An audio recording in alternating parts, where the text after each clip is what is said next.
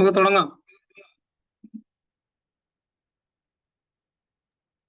തുടങ്ങാം സാറേ.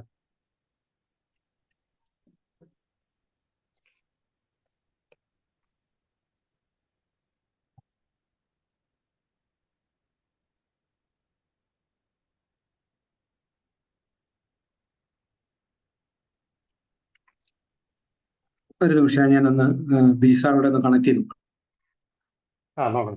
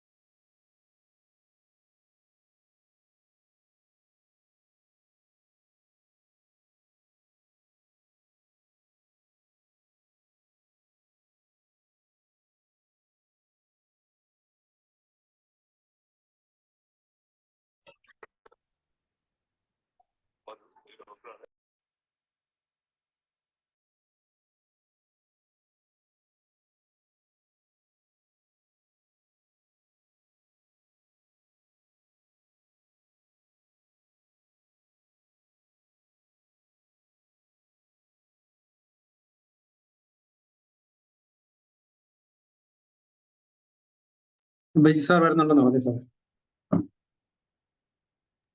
Okay sir.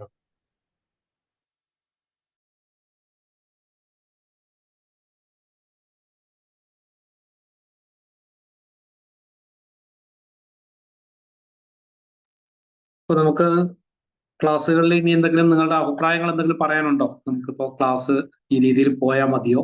ഇപ്പൊ നമ്മൾ പഠിക്കുന്നത് മനുഷ്യാലയ കേന്ദ്രീകയിൽ എങ്ങനെയാണോ പഠിച്ചത് അതാണ്. അതുപോലെ ചെറുവള്ളി നാരായണ നമ്പൂതിരി സാറ് എങ്ങനെയാണോ ഞങ്ങളെ പഠിപ്പിച്ചത് ആ രീതിയിലാണ് നമ്മളിപ്പോൾ ക്ലാസ് കൊണ്ടുപോകുന്നത്. അതിനുശേഷം പിന്നീട് നമുക്ക് പ്രാക്ടിക്കലായിട്ടുള്ള കാര്യങ്ങളിലേക്ക് പോകാമെന്നുള്ളതാണ് ഞങ്ങളുടെ തീരുമാനം. അപ്പൊ ഇതിൽ നിങ്ങൾക്ക് ഇതുവരെ പഠിച്ചതിൽ എന്തെങ്കിലും കാര്യങ്ങളിൽ എന്തെങ്കിലും പ്രത്യേകിച്ച് അഭിപ്രായങ്ങൾ ഉണ്ടെങ്കിൽ അത് നമുക്ക് അടുത്ത ക്ലാസ് തൊട്ട് പരിഗണിക്കാം. ആർക്കെങ്കിലും പറയാനുണ്ടെങ്കിൽ പറയാം. അതല്ല ഇതേ രീതി അങ്ങ് തുടർന്നാൽ മതിയെങ്കിൽ നമുക്ക് അങ്ങനെ തുടരാം. ഇന്നിപ്പോ നമ്മൾ ഇനി പഠിക്കാൻ പോകുന്നത് നാലുകെട്ട് സമ്പ്രദായത്തിലെ അടുത്ത ശാലകളെ കുറിച്ചാണ്. അല്ലെങ്കിൽ അതൊക്കെ ഉണ്ടാക്കുമ്പോൾ നമ്മൾ എന്തൊക്കെയാണ് കാര്യങ്ങൾ ശ്രദ്ധിക്കേണ്ടതെന്ന് മനുഷ്യാലയ ചന്ദ്രിക പ്രകാരം നോക്കാം. നമ്മൾ കേട്ടിട്ടുള്ളത് നാലുകെട്ട് എന്ന് പറയുമ്പോൾ വെറുതെ ഒരു വീടുണ്ടാക്കിയിട്ട് മധ്യത്തെ അങ്കണം ഉണ്ടാക്കിയിട്ട് അതിന് നാല് സ്ഥലത്ത് മുറികളും കെട്ടിയിട്ട് അതാണ് നാലുകെട്ട് എന്ന് പറയുന്ന ഒരു തെറ്റിദ്ധാരണപരമായ കാര്യങ്ങൾ നമ്മൾ ഇന്ന് കാണാറുണ്ട്. അപ്പൊ അതല്ല യഥാർത്ഥത്തിലുള്ള നാലുകെട്ട് എന്നുള്ളത് നിങ്ങൾക്ക് ഇപ്പൊ ഈ ഒരു ക്ലാസ്സുകൾ കഴിയുമ്പോൾ മനസ്സിലാകും. അപ്പോ അതിനെ കുറിച്ചൊക്കെ നമുക്ക് വിശദമായി പഠിച്ചതിന് ശേഷം നമുക്ക് അങ്ങോട്ട് തുടങ്ങാമെന്നുള്ളതാണ് ഞങ്ങൾ വിചാരിച്ചിരിക്കുന്നത്. എന്താണ് നിങ്ങളുടെയൊക്കെ അഭിപ്രായം? ഓരോരുത്തരായിട്ട് പറഞ്ഞോളൂ.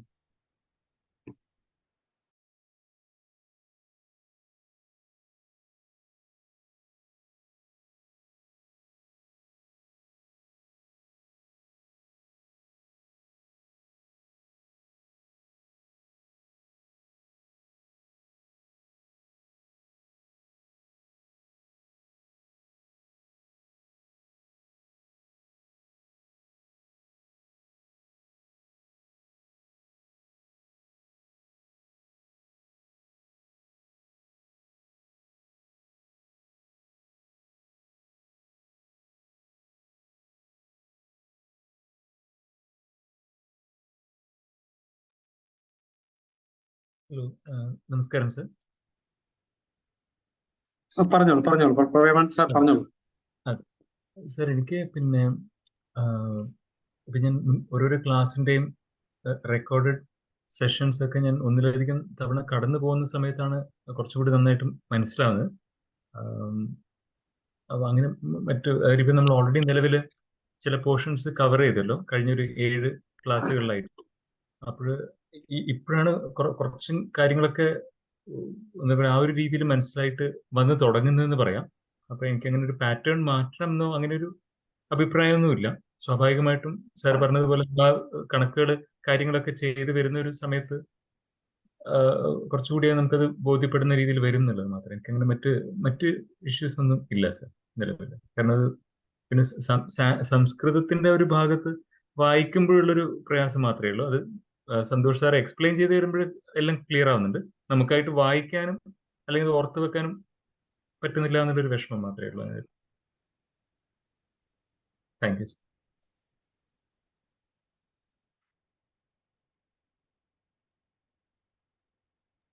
Okay okay okay okay. വേറെ ആർക്കെങ്കിലും?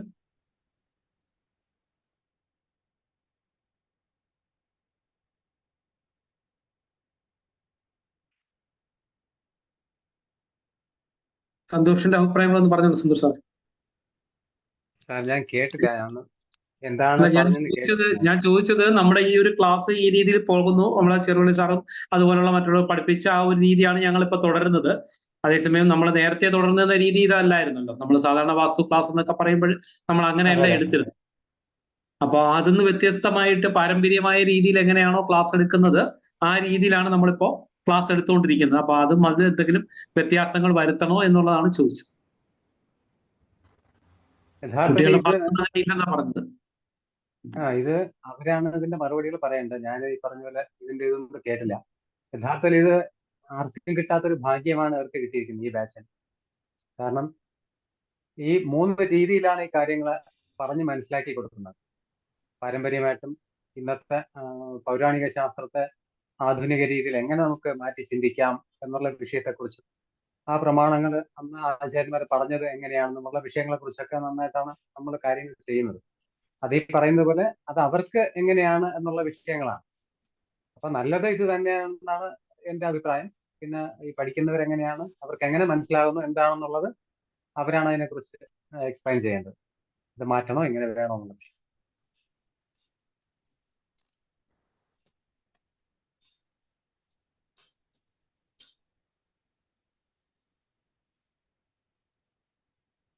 നമ്മൾ ഈ ഒരു കാര്യം എടുക്കുമ്പോൾ തന്നെ ഒരുപാട് ബുക്സ് ഒക്കെ റെഫർ ചെയ്താണ് വന്ന് നമ്മളിവിടെ ഇരുന്ന ഓരോ വിഷയങ്ങളെ പറയുന്നത്.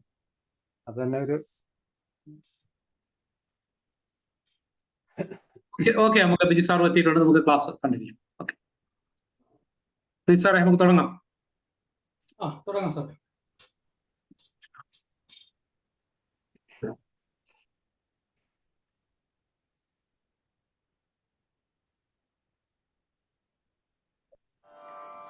ത്രിശാലാഭേദങ്ങൾ. പ്രാക്ഷാലാരഹിതം ഗൃഹത്രികമധോ സുക്ഷേത്രമൃദ്ധിപ്രദം ചുല്ലീദക്ഷിണമന്ദിരേണ രഹിതം തദ്വിത്തഹാനിപ്രദം ധ്വംസഃ പശ്ചിമശാലയാ വിരഹിതം പുത്രക്ഷയാരിപ്രദം സാമ്യോനം തു ഹിരണ്യനാഭിരിതി തദ്വിത്തപ്രദം സർവദാ.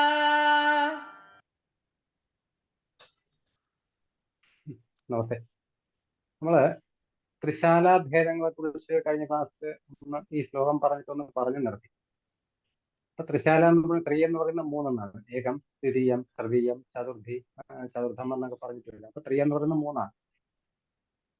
അപ്പോ 3 ശാലകളെ ചേർത്ത് ചെയ്യുന്നതിനാണ് ത്രിശാല എന്ന് പറയുന്നത്. എങ്ങനെയാണ് 3 ശാലകൾ വരുന്നത്? നമ്മള് ഗൃഹത്തിന്റെ അടിസ്ഥാന നിയമങ്ങളൊക്കെ ഉൾക്കൊള്ളുന്ന ചതുശാലയിലാണ് നമ്മൾ പറഞ്ഞത്. ചതുശാല എന്ന് പറയുന്നത് അങ്കണത്തിന്റെ പ്രാധാന്യം കൊടുത്തുകൊണ്ട് അങ്കണത്തിന്റെ കിഴക്ക് വശത്തും അങ്കണത്തിന്റെ തെക്ക് വശത്തും അങ്കണത്തിന്റെ പടിഞ്ഞാറ് വശത്തും അങ്കണത്തിന്റെ വടക്ക് വശത്തും ഇങ്ങനെ 4 ശാലകൾ നിർമ്മിക്കും. അങ്കണത്തിന് പ്രാധാന്യം ഉള്ളത് കൊണ്ട് തന്നെ ഈ 4 ശാലകളുടെ മുഖവും അല്ലെങ്കിൽ അതിന്റെ ദർശനവും അങ്കണത്തെ നോക്കിയായിരിക്കും. അപ്പൊ ഈ 4 ശാലകൾ നിർമ്മിക്കുമ്പോൾ ഇതില് ഈ 4 ശാലകൾ എന്ന് പറയുന്നത് ചതുശാല സമ്പ്രദായത്തിൽ ഒരു രീതിയാണ്. ഈ 4 ശാലകളിൽ ഏതെങ്കിലും ഒരു ശാലയെ ഒഴിവാക്കിയിട്ട് അല്ലെങ്കിൽ കുറച്ചിട്ട് ചെയ്യുന്നതിനെയാണ് ത്രിശാല എന്ന് പറയുന്നത്. അത് ഒന്നിൽ കിഴക്ക് വശത്ത് വരുന്ന ഈ ചതുശാല സമ്പ്രദായത്തില് ഒന്നുകിൽ അങ്കണത്തിന്റെ കിഴക്ക് വശത്ത് വരുന്ന ശാലയായിരിക്കാം, അല്ലെങ്കിൽ തെക്ക് വശത്ത് വരുന്ന ശാലയായിരിക്കാം, അല്ലെങ്കിൽ പടിഞ്ഞാറ് വശത്ത് വരുന്ന ശാലയായിരിക്കാം, അല്ലെങ്കിൽ വടക്ക് വശത്ത് വരുന്ന ശാലയായിരിക്കാം. അപ്പൊ ഏതെങ്കിലും ഒരു ശാലയെ നമ്മൾ ഒഴിവാക്കിക്കൊണ്ട് ചെയ്യുന്ന ശാലകളെയാണ് ത്രിശാല എന്ന് പറയുന്നത്. അപ്പൊ ഇങ്ങനെ ചെയ്യുമ്പോൾ ത്രിശാല 4 വിധത്തിൽ വരും. ഈ 4 വിധത്തിൽ വരുമ്പോൾ 4നും 4 പേരുകളാണ്. അതിന്റെ ഗുണങ്ങൾക്കും വ്യത്യാസമുണ്ട്. ഗുണദോഷങ്ങൾ എന്തൊക്കെയാണെന്ന് പറയുന്നുണ്ട്. അപ്പൊ അതിനെ കുറിച്ചാണ് ഇവിടെ പറയുന്നത്. ആദ്യം പ്രാക്ശാലാരഹിതം ഗൃഹതൃകമധു സുക്ഷേത്രമർദ്ധിപ്രദം തുലി ദക്ഷിണമന്ദിരേണ രഹിതം തദ്വിത്തഹാനിപ്രദം ധ്വംസ പശ്ചിമശാലയാ വിരഹിതം പുത്രക്ഷയാരിപ്രദം സൗമ്യോനം തു ഹിരണ്യനാഭിരതി തദ്വിത്തപ്രദം സർവദാ പ്രാക്ശാലാരഹിതം ഗൃഹത്രികമധു സുക്ഷേത്ര മൃദ്ധിപ്രദം ചുല്ലി ദക്ഷിണ മന്ദിരേണ രഹിതം തദ്വിത്ത എന്ന് കാണും തദ്വിത്തഹാനിപ്രദം ധ്വംസ പശ്ചിമശാലയാ വിരഹിതം പുത്രക്ഷയാരിപ്രദം സൗമ്യോനം തു ഹിരണ്യനാഭിരതി തദ്വിത്തപ്രദം സർവദാ. പ്രാക്ക് എന്ന് പറയുന്നത് കിഴക്കാണ്. അപ്പൊ പ്രാക്ശാലാരഹിതം എന്ന് പറയുന്നത് ഈ പറഞ്ഞ ചതുശാല സമ്പ്രദായത്തിൽ കിഴക്ക് വരുന്ന ആ ഭാഗത്തെ ആ ശാലയെ നമ്മൾ ഒഴിവാക്കുന്നു. അപ്പൊ പ്രാക്ശാലാരഹിതം കിഴക്ക് വരുന്ന ആ ശാലയെ ഒഴിവാക്കിക്കൊണ്ട് ചെയ്യുന്ന 3 ശാലകൾക്ക് എന്താണ് ഗൃഹത്രകമധു, അത് 3 ഗ്രഹങ്ങൾ വരുന്നതിന് സുക്ഷേത്രം എന്ന് പറയുന്നു. സുക്ഷേത്ര മൃദ്ധിപ്രദം. മൃദ്ധി എന്ന് പറയുന്നത് അഭിവൃദ്ധിയാണ്. അപ്പോ ഈ കിഴക്കിനിയെ ആ കിഴക്ക് ഭാഗത്ത് വരുന്ന അങ്കണത്തിന്റെ കിഴക്ക് ഭാഗത്ത് വരുന്ന ആ ശാലയെ ഒഴിവാക്കിക്കൊണ്ട് തെക്കിനിയും, അതായത് അങ്കണത്തിന്റെ തെക്ക് ഭാഗത്തും അങ്കണത്തിന്റെ പടിഞ്ഞാറ് ഭാഗത്തും അങ്കണത്തിന്റെ വടക്ക് ഭാഗത്തും വരുന്ന ഈ 3 ശാലകളെ ചേർത്ത് പറയുന്ന പേരാണ് സുക്ഷേത്രം എന്ന്. അപ്പൊ ഇതിന് അഭിവൃദ്ധിയാണ് ഫലമായിട്ട് പറയുന്നത്. സുക്ഷേത്രം വൃദ്ധിപ്രദം, അഭിവൃദ്ധി ഉണ്ടാകുന്ന അഭിവൃദ്ധിപ്രദമാണിത് എന്ന് പറയുന്നു. അപ്പൊ ഇത് 1ാമത് ശാലയായിട്ട് പറയുന്നു സുക്ഷേത്രം.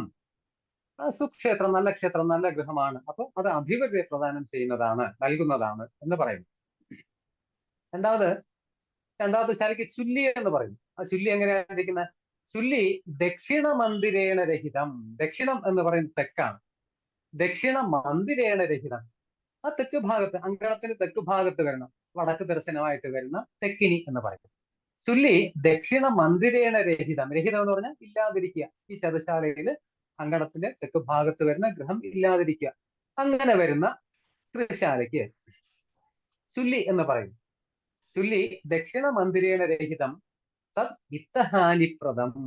അതെന്ത് ചെയ്യുന്നു? അതിന്റെ ഫലം എന്താണ്? വിത്തഹാനിയാണ്, ധനനാശമാണ് ഫലമായിട്ട് പറയുന്നത്. ധനഹാനി, തദ് വിത്തഹാനിപ്രദം.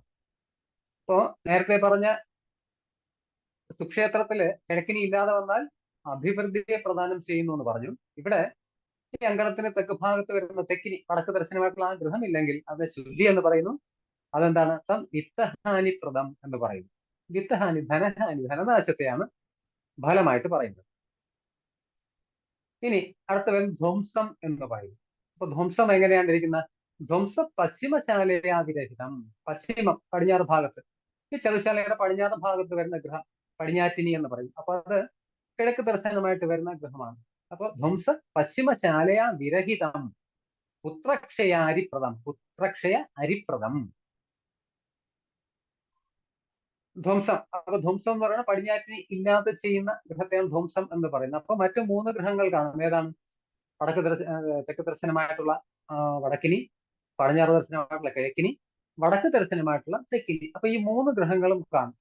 എന്നാൽ പടിഞ്ഞാറ്റിനി മാത്രം കാണില്ല. ഈ ചതുശാലയിൽ കിഴക്ക് ദർശനമായിട്ട് വരുന്ന പടിഞ്ഞാറ്റിനി മാത്രം കാണില്ല. അതിന് ധ്വംസം എന്ന് പറയുന്നു. അപ്പൊ ധ്വംസ പശ്ചിമശാലയാ വിരഹിതം എന്ന് പറയുന്നു. അപ്പൊ പശ്ചിമശാലയാ വിരഹിതം പുത്രക്ഷയ അരിപ്രദം. അരി എന്ന് പറഞ്ഞ ശത്രുവാണ്, ശത്രുഭയം. അരിപ്രദം ശത്രുപ്രദമാണ്. പുത്രനാശത്തെയും, പുത്രക്ഷയം പുത്രനാശത്തെ ഉണ്ടാക്കും, അതായത് സന്താനക്ലേശത്തെ ഉണ്ടാക്കും, സന്താനനാശത്തെ ഉണ്ടാക്കും. അത് മാത്രമല്ല ശത്രുഭയത്തെയും ഉണ്ടാക്കും. അപ്പൊ പടിഞ്ഞാറ്റിനി ഇല്ലാതെ, അതായത് ഈ ചതുശാലയില് കിഴക്ക് ദർശനമായിട്ടുള്ള പടിഞ്ഞാറ്റിനി ഇല്ലാതെ ചെയ്താൽ അതിന് ധ്വംസം എന്നാണ് പേര് പറയുന്നത്. അത്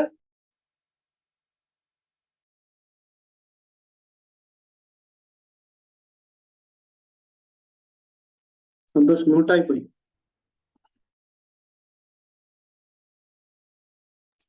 സന്തോഷം മ്യൂട്ടായി പോയി.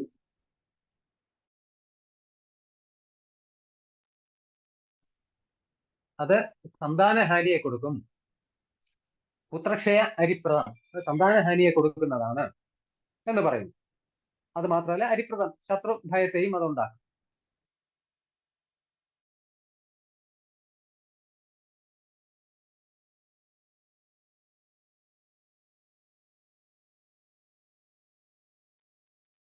നാഭിരുതി, വടക്കിനി ഇല്ലാതെ ചെയ്യുന്ന ത്രിശാലയ്ക്ക് ഹിരണ്യനാഭി എന്ന് പറയുന്നു. സൗമ്യോനന്തു ഹിരണ്യനാഭിരുതി തദ് നിത്യപ്രദം സർവത, അത് ധനപ്രദമാണ് എന്ന് പറയും.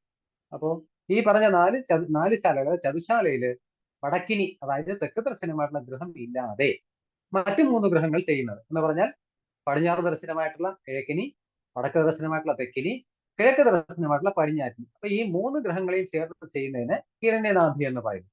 ഇത് അഭിവൃദ്ധിയാണ് ഫലമായിട്ട് ആചാര്യന്മാർ പറഞ്ഞിരിക്കുന്നത്.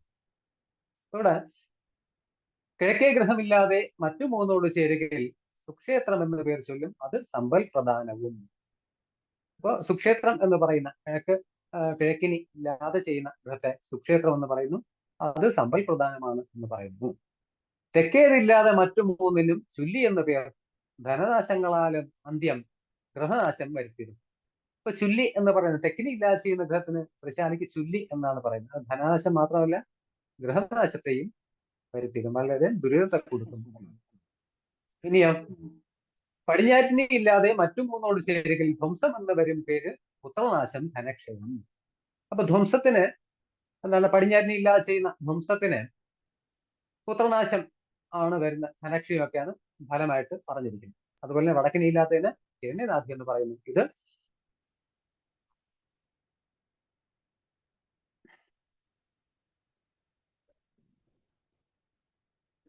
ഇത് അഭിവൃദ്ധിയെ, ഹിരണ്യനാഭി അഭിവൃദ്ധിയെ പ്രദാനം ചെയ്യുന്നു എന്നാണ്. എങ്ങനെയാണ് ഈ ത്രിശാല ഭേദങ്ങളെ കുറിച്ച് ആചാര്യന്മാർ ഇവിടെ നമുക്ക് പറഞ്ഞു തന്നിരിക്കുന്നത്. അപ്പൊ ഇത് നമ്മളൊരു ഗൃഹം നിർമ്മിക്കുമ്പോൾ അല്ലെങ്കിൽ എക്സ്റ്റൻഷൻ ചെയ്യുമ്പോൾ ഒക്കെ നമ്മൾ ഈ വിധമായിട്ടുള്ള പ്രമാണങ്ങളെയും ഇതിന്റെ സമ്പ്രദായങ്ങളെയും വേണ്ട വിധം മനസ്സിലാക്കിയിട്ട് വേണം കാര്യങ്ങൾ ചെയ്യാൻ എന്നാണ്. നമസ്കാരം.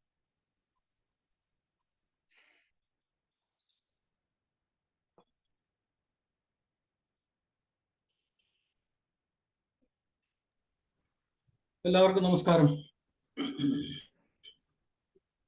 നമ്മൾ കഴിഞ്ഞ ക്ലാസ്സിൽ പറഞ്ഞു നിർത്തിയതിന്റെ ഭാഗം ഈ ത്രിശാലാഭേദങ്ങളും അവയുടെ ഫലങ്ങളുമായിരുന്നു.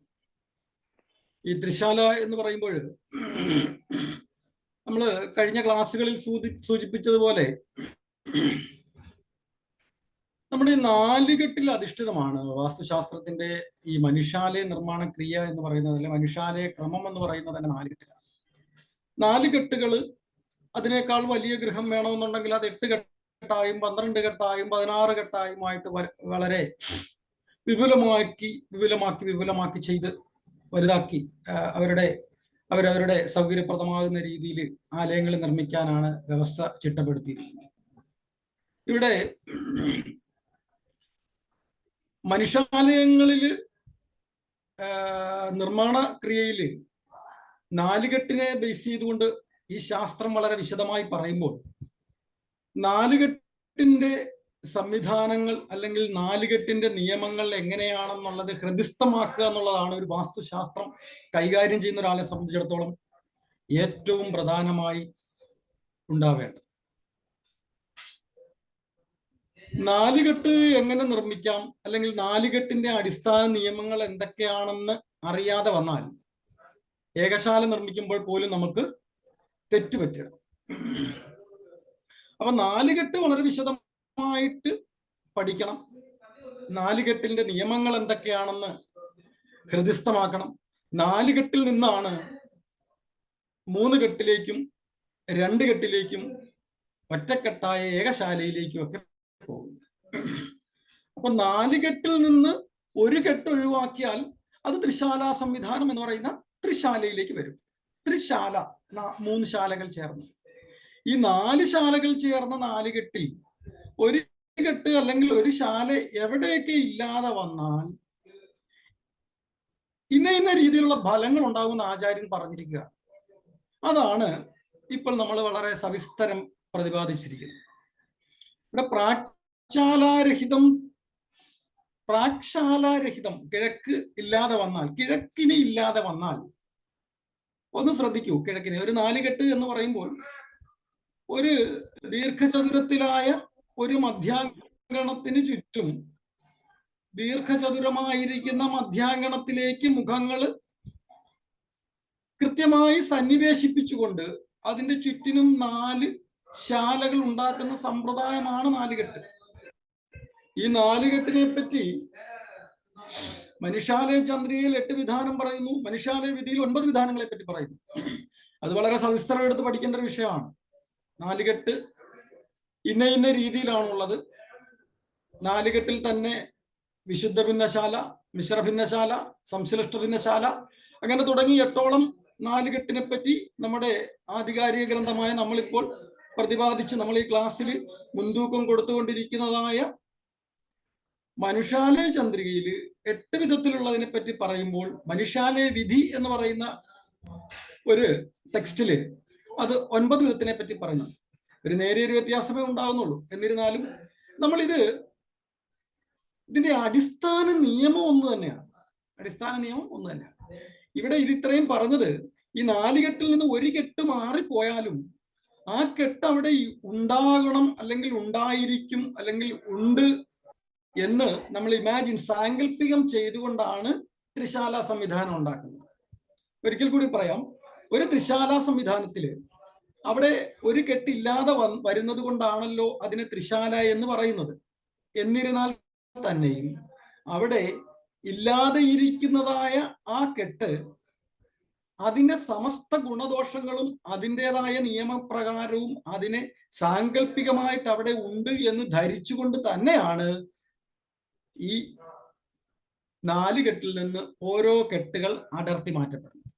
അപ്പൊ ഓരോ കെട്ട് അടർത്തി മാറ്റിയാൽ ഉണ്ടാകാവുന്ന ഗുണവും ദോഷങ്ങളെയും പറ്റിയാണ് ആചാര്യൻ പറഞ്ഞത്.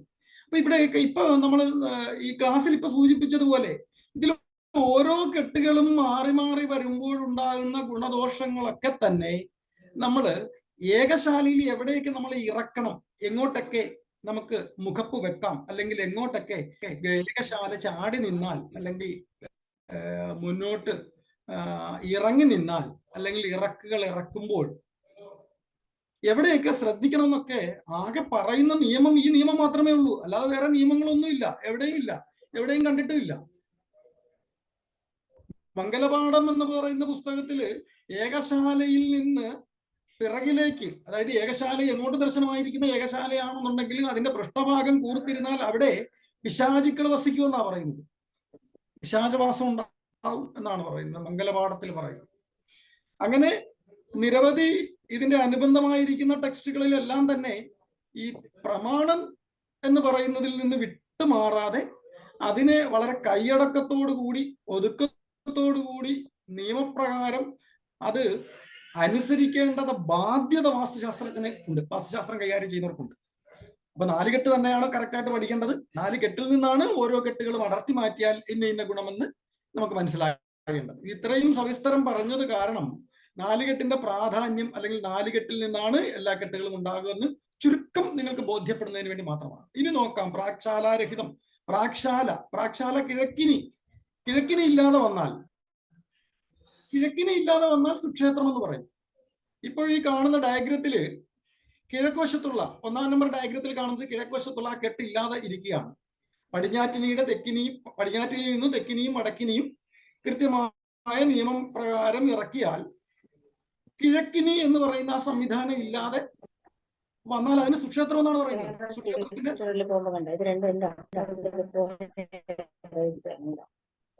അപ്പൊ സുക്ഷേത്രത്തിൻ്റെതായ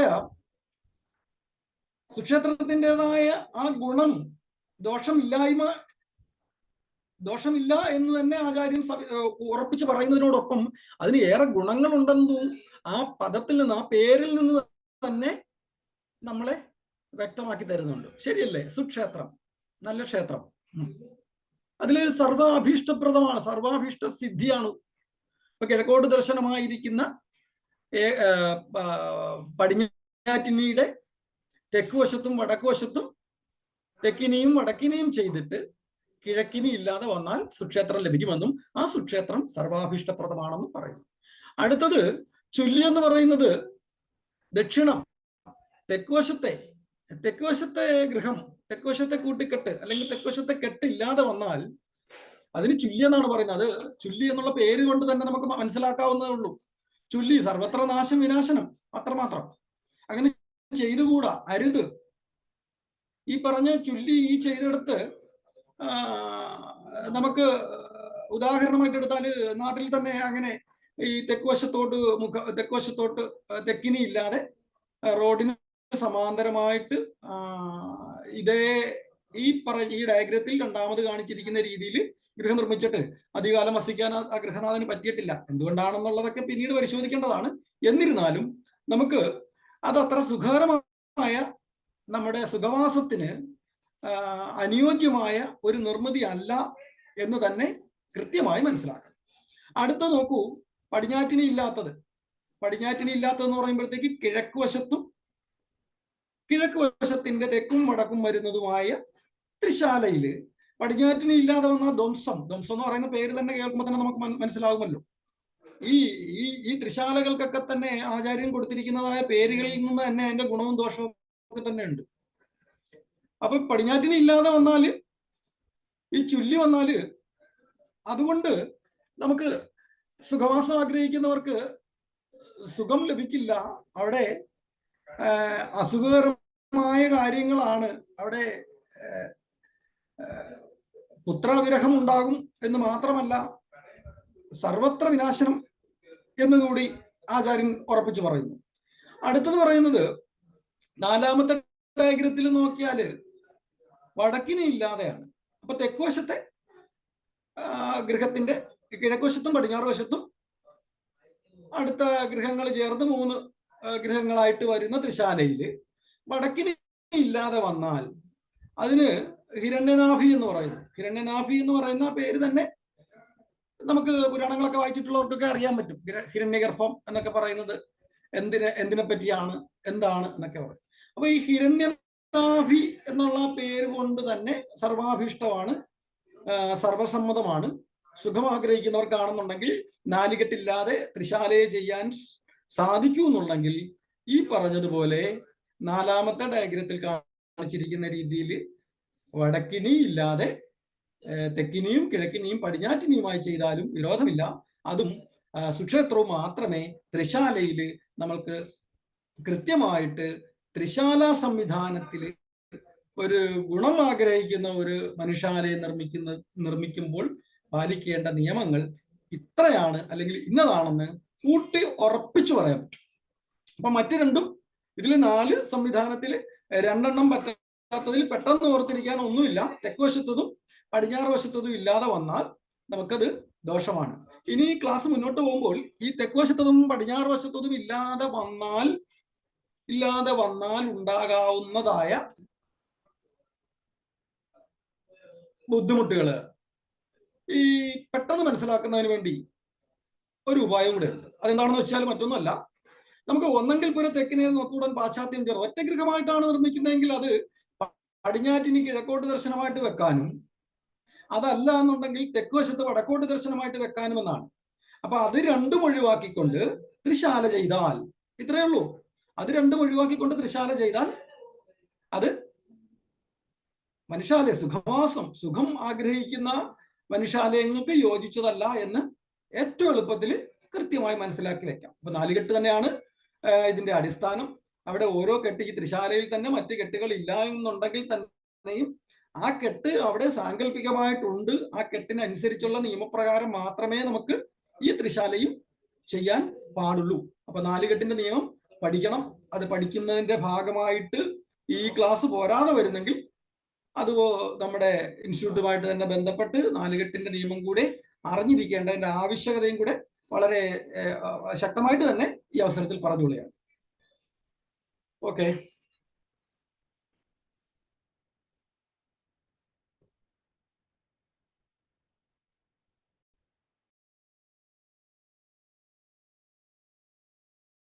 ഓക്കെ, അപ്പൊ ഇവിടെ നമ്മൾ പറഞ്ഞിരുന്നത് 4 കെട്ട് സമ്പ്രദായത്തെ കുറിച്ചാണ്. നമ്മൾ നേരത്തെ നിങ്ങൾക്ക് അറിയാവുന്നതും 4 കെട്ട് എന്ന് പറയുന്നത് മധ്യത്തെ ഒരു അങ്കണവും അങ്കണത്തിന്റെ 4 വശത്തായിട്ട് 4 വീടുകളുമാണ് നമ്മൾ കൊടുത്തത്.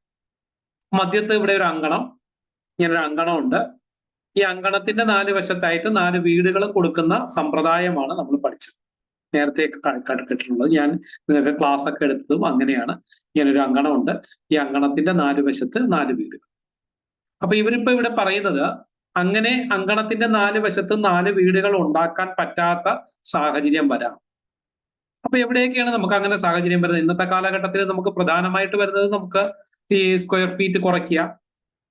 അതുപോലെ തന്നെ നമുക്ക് ചിലപ്പോഴേ നമുക്ക് ഫേസ് ചെയ്യുന്ന ദിക്കുകൾ നമുക്ക് കറക്റ്റ് ആയിട്ട് എടുക്കുക.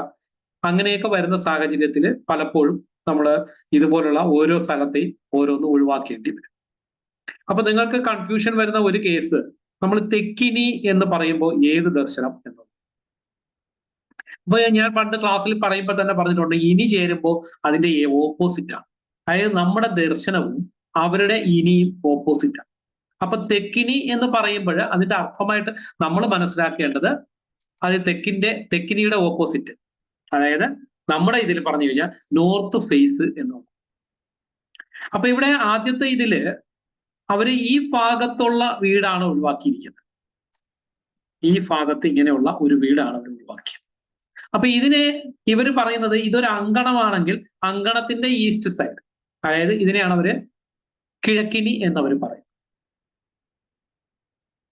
അപ്പൊ ഇത് നമ്മൾ ഒഴിവാക്കുന്നു. അങ്ങനെ ഒഴിവാക്കിക്കൊണ്ട് നമ്മളൊരു ഇത് ചെയ്തു കഴിഞ്ഞാൽ അതിനുള്ള ഫലം എന്ന് പറയുന്നത് സർവസമൃദ്ധിയാണ്.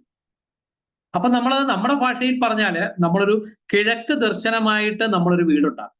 ആ കിഴക്ക് ദർശനമായിട്ടൊരു വീടുണ്ടാക്കിയ ശേഷം, അതായത് ഈസ്റ്റ് ഫേസ് ചെയ്തുകൊണ്ടൊരു വീടുണ്ടാക്കിയിട്ട് അവിടെ നിന്ന് 2 പ്രൊജക്ഷൻസ് ഇങ്ങനെ കൊടുക്കും. ഒന്നുകൂടി പറഞ്ഞാൽ ഇത്രയേ ഉള്ളൂ. നമ്മളൊരു വീടുണ്ടാക്കുന്നു. നമുക്ക് പലപ്പോഴും ഒരു വീട് ഇങ്ങനെ നമ്മൾ ചെയ്യുന്നു, ഇങ്ങനെ ഒരു വീട് ചെയ്യുന്നു. ആ വീട് ഈസ്റ്റ് ഫേസ് ആയിട്ട് നമ്മൾ ചെയ്യുന്നു. എന്നിട്ട് അവിടെ നിന്ന് ഇങ്ങനെ എടുക്കുന്നു, തിരിച്ച് മധ്യത്തൊരു അങ്കണവും കൊടുത്ത് ഇങ്ങനെ എടുക്കും. അപ്പൊ ഇതിന്റെ മധ്യഭാഗത്ത് ഈ ഭാഗം ഇത്രയും നമ്മൾ ഒഴിച്ചിടും, ഇത്രയും ഭാഗം ഒഴിച്ചിടും. അങ്ങനെ ചെയ്താൽ ആ ഗൃഹത്തിന് ഇവർ പറയുന്ന ഫലം എന്ന് പറയുന്നത് സർവസമൃദ്ധിയായിട്ടാണ് അവർ പറയുന്നത്.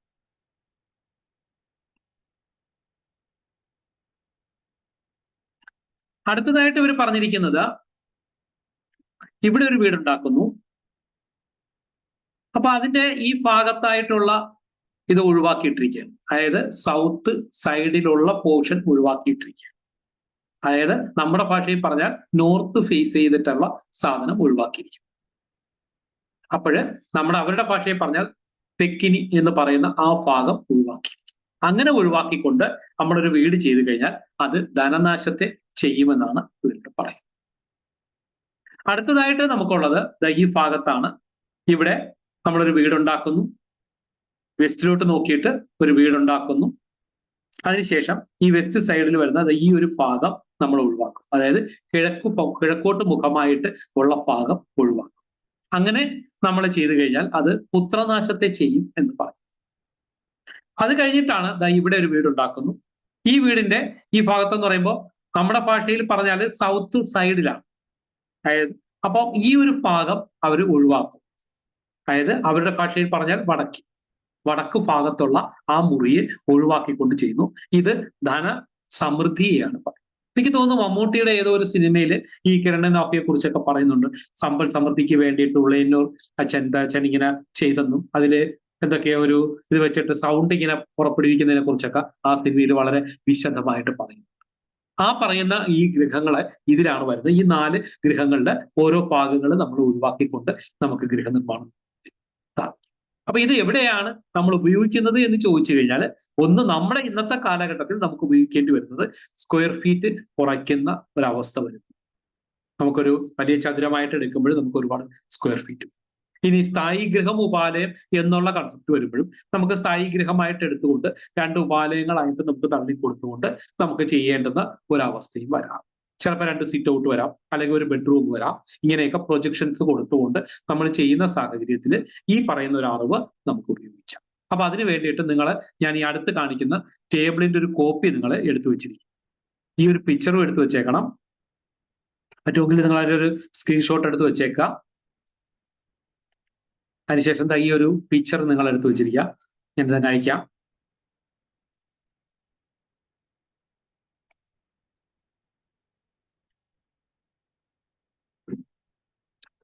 അപ്പൊ ഇവിടെ പറയുന്ന ദർശനത്തിന് സാധ്യതയിൽ സർവസമൃദ്ധി, 2ാമത്തേത് ധനനാശം, 3ാമത്തേത് പുത്രനാശം, 4ാമത്തേത് ധനസമൃദ്ധി. അപ്പൊ ഇതാണ് ഇതിന്റെ ഓർഡർ ആയിട്ടുള്ളത്. അപ്പൊ ഈ കാര്യങ്ങൾ നമുക്ക് ഇനി വരുന്ന രീതിയിൽ നമുക്ക് സാർ നേരത്തെ പറഞ്ഞതുപോലെ എങ്ങനെയാണ് നാലുകെട്ട് സമ്പ്രദായത്തെ കുറിച്ചുള്ള കാര്യങ്ങളും മറ്റുമൊക്കെ നമുക്ക് അടുത്തതിലേക്ക്. അപ്പൊ ഇവിടെ ഇനി എന്തെങ്കിലും സംശയങ്ങളുണ്ടെങ്കിൽ നമുക്ക് ഇത് ചോദിക്കാം, ഇല്ലെങ്കിൽ നമുക്ക് അടുത്തതിലേക്ക്.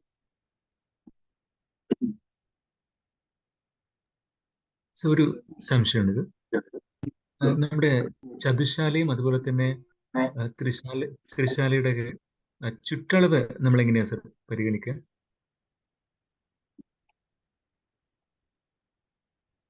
ബിജി സാർ പറഞ്ഞോളൂ. ബിജി സാറെ പറഞ്ഞോളൂ. പറയാം. ചോദ്യം ചതുശാലയുടെ ചുറ്റളവ് എങ്ങനെയാണ് പരിഗണിക്കുന്നതെന്നാണ് അല്ലേ? അതല്ലേ ചോദ്യം? അതെ, ചതുശാലയുടെയും അതുപോലെ ത്രിശാലയുടെയും.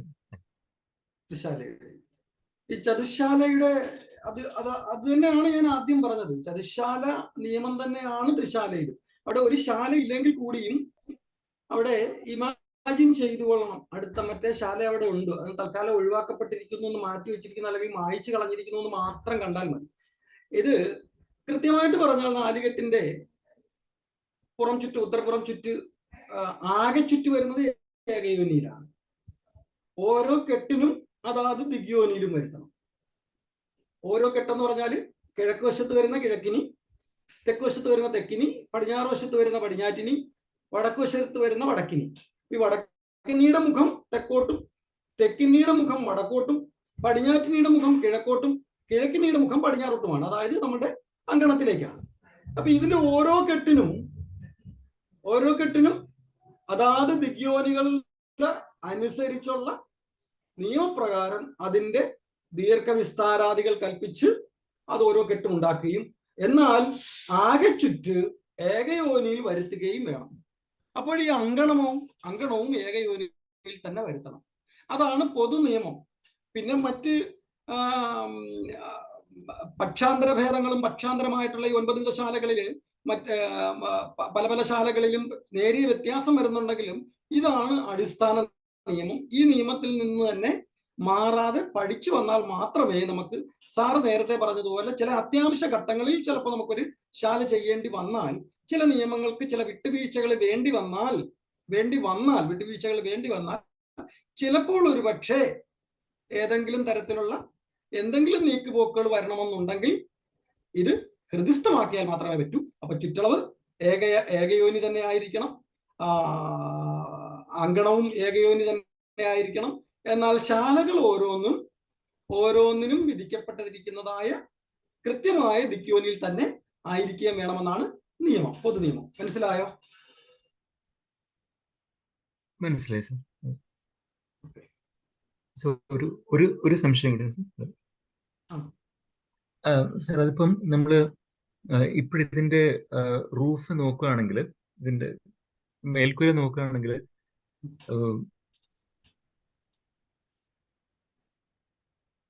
ഇപ്പം ഫസ്റ്റ് ഫിഗർ, ഒന്നാമത്തെ ഫിഗറിലുള്ളത്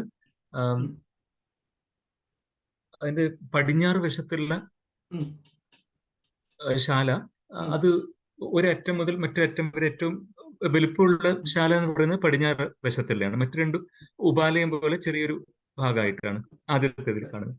അപ്പം ഇതിപ്പം ചതുശാല വരുന്ന സമയത്ത് ഒരുപക്ഷെ നമ്മുടെ പടിഞ്ഞാറ് വശത്തും അതുപോലെ തന്നെ കിഴക്ക് വശത്തുള്ള ശാലകള് ഏറ്റവും കൂടുതൽ വലുപ്പമുള്ളതും ബാക്കിയുള്ള വടക്കും തെക്കും ഉള്ളത് ഒരുപക്ഷെ ചെറിയ രീതിയിലാണ്. അതിന്റെ ഞാനതിന്റെ നമുക്ക് ചതുശാലയെ കുറിച്ച് നമ്മൾ ഇനിയിപ്പോ അടുത്ത് പഠിക്കും, അടുത്തതിലേക്ക് വരുന്നുണ്ട്, അടുത്ത ശ്ലോകം അതാണ്.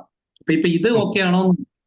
നമുക്കിപ്പോ ഈ പറയുന്ന ഒരെണ്ണം ഒഴിവാക്കിക്കൊണ്ടുള്ളത് നോക്കാം, അടുത്തതിൽ നമുക്കത് പഠിക്കും. ഓക്കെ, ഇത് ഓക്കെയാണോ? ഇപ്പൊ ഒഴിവാക്കാൻ പറഞ്ഞത് ഓക്കെയാണോ? ഓക്കെയാണ്.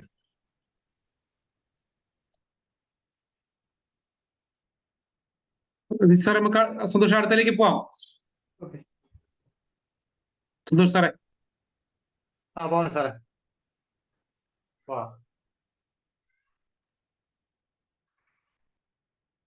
അപ്പൊ ഇതിന്റെ പ്രിന്റ് എല്ലാവരും എടുത്തല്ലേ? സ്ക്രീൻഷോട്ട് എടുത്തോ?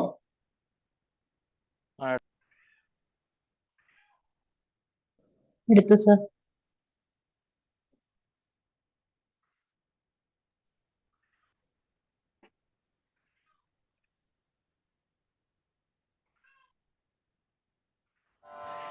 ഗൃഹഗമനവിധി.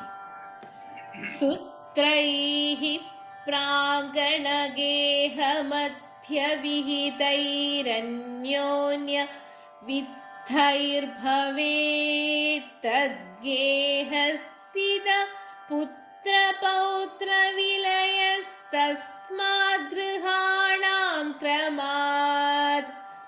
കർത്തവ്യം ഗമനം പ്രദക്ഷിണതയാ പ്രാഗാതിതോ വന്നിരന്ധ്രാദ്രീഷ്വംഗുലകൈഃ സ്വയോനിജനകൈരവശ്യകേവായവൈഃ.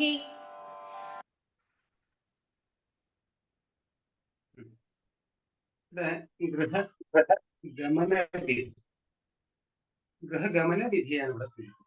അങ്ങനെ നമ്മൾ ഈ ചതുശാല വിഷയങ്ങൾ പറഞ്ഞു, ത്രിശാല വിഷയങ്ങൾ പറഞ്ഞു. ചതുശാലയായാലും ത്രിശാലയായിരുന്നാലും ദ്വിശാലയായിരുന്നാലും ഏകശാലയായിരുന്നാലും നമ്മൾ ഗൃഹങ്ങൾക്ക് ഗമനം കൊടുക്കണം. ഗമനം കൽപ്പിച്ചാണ് നമ്മൾ ഗൃഹനിർമ്മാണാദി വിഷയങ്ങൾ ചെയ്യേണ്ടത് എന്ന് സാധനം. അങ്ങനെ ഗൃഹത്തിന് ഗമനം കൽപ്പിക്കാതെ വന്നാൽ നമുക്കത് എന്ത് ബുദ്ധിമുട്ടുണ്ടാക്കും എന്നുള്ളതിനെ കുറിച്ചാണ് ഇവിടെ പറയുന്നത്.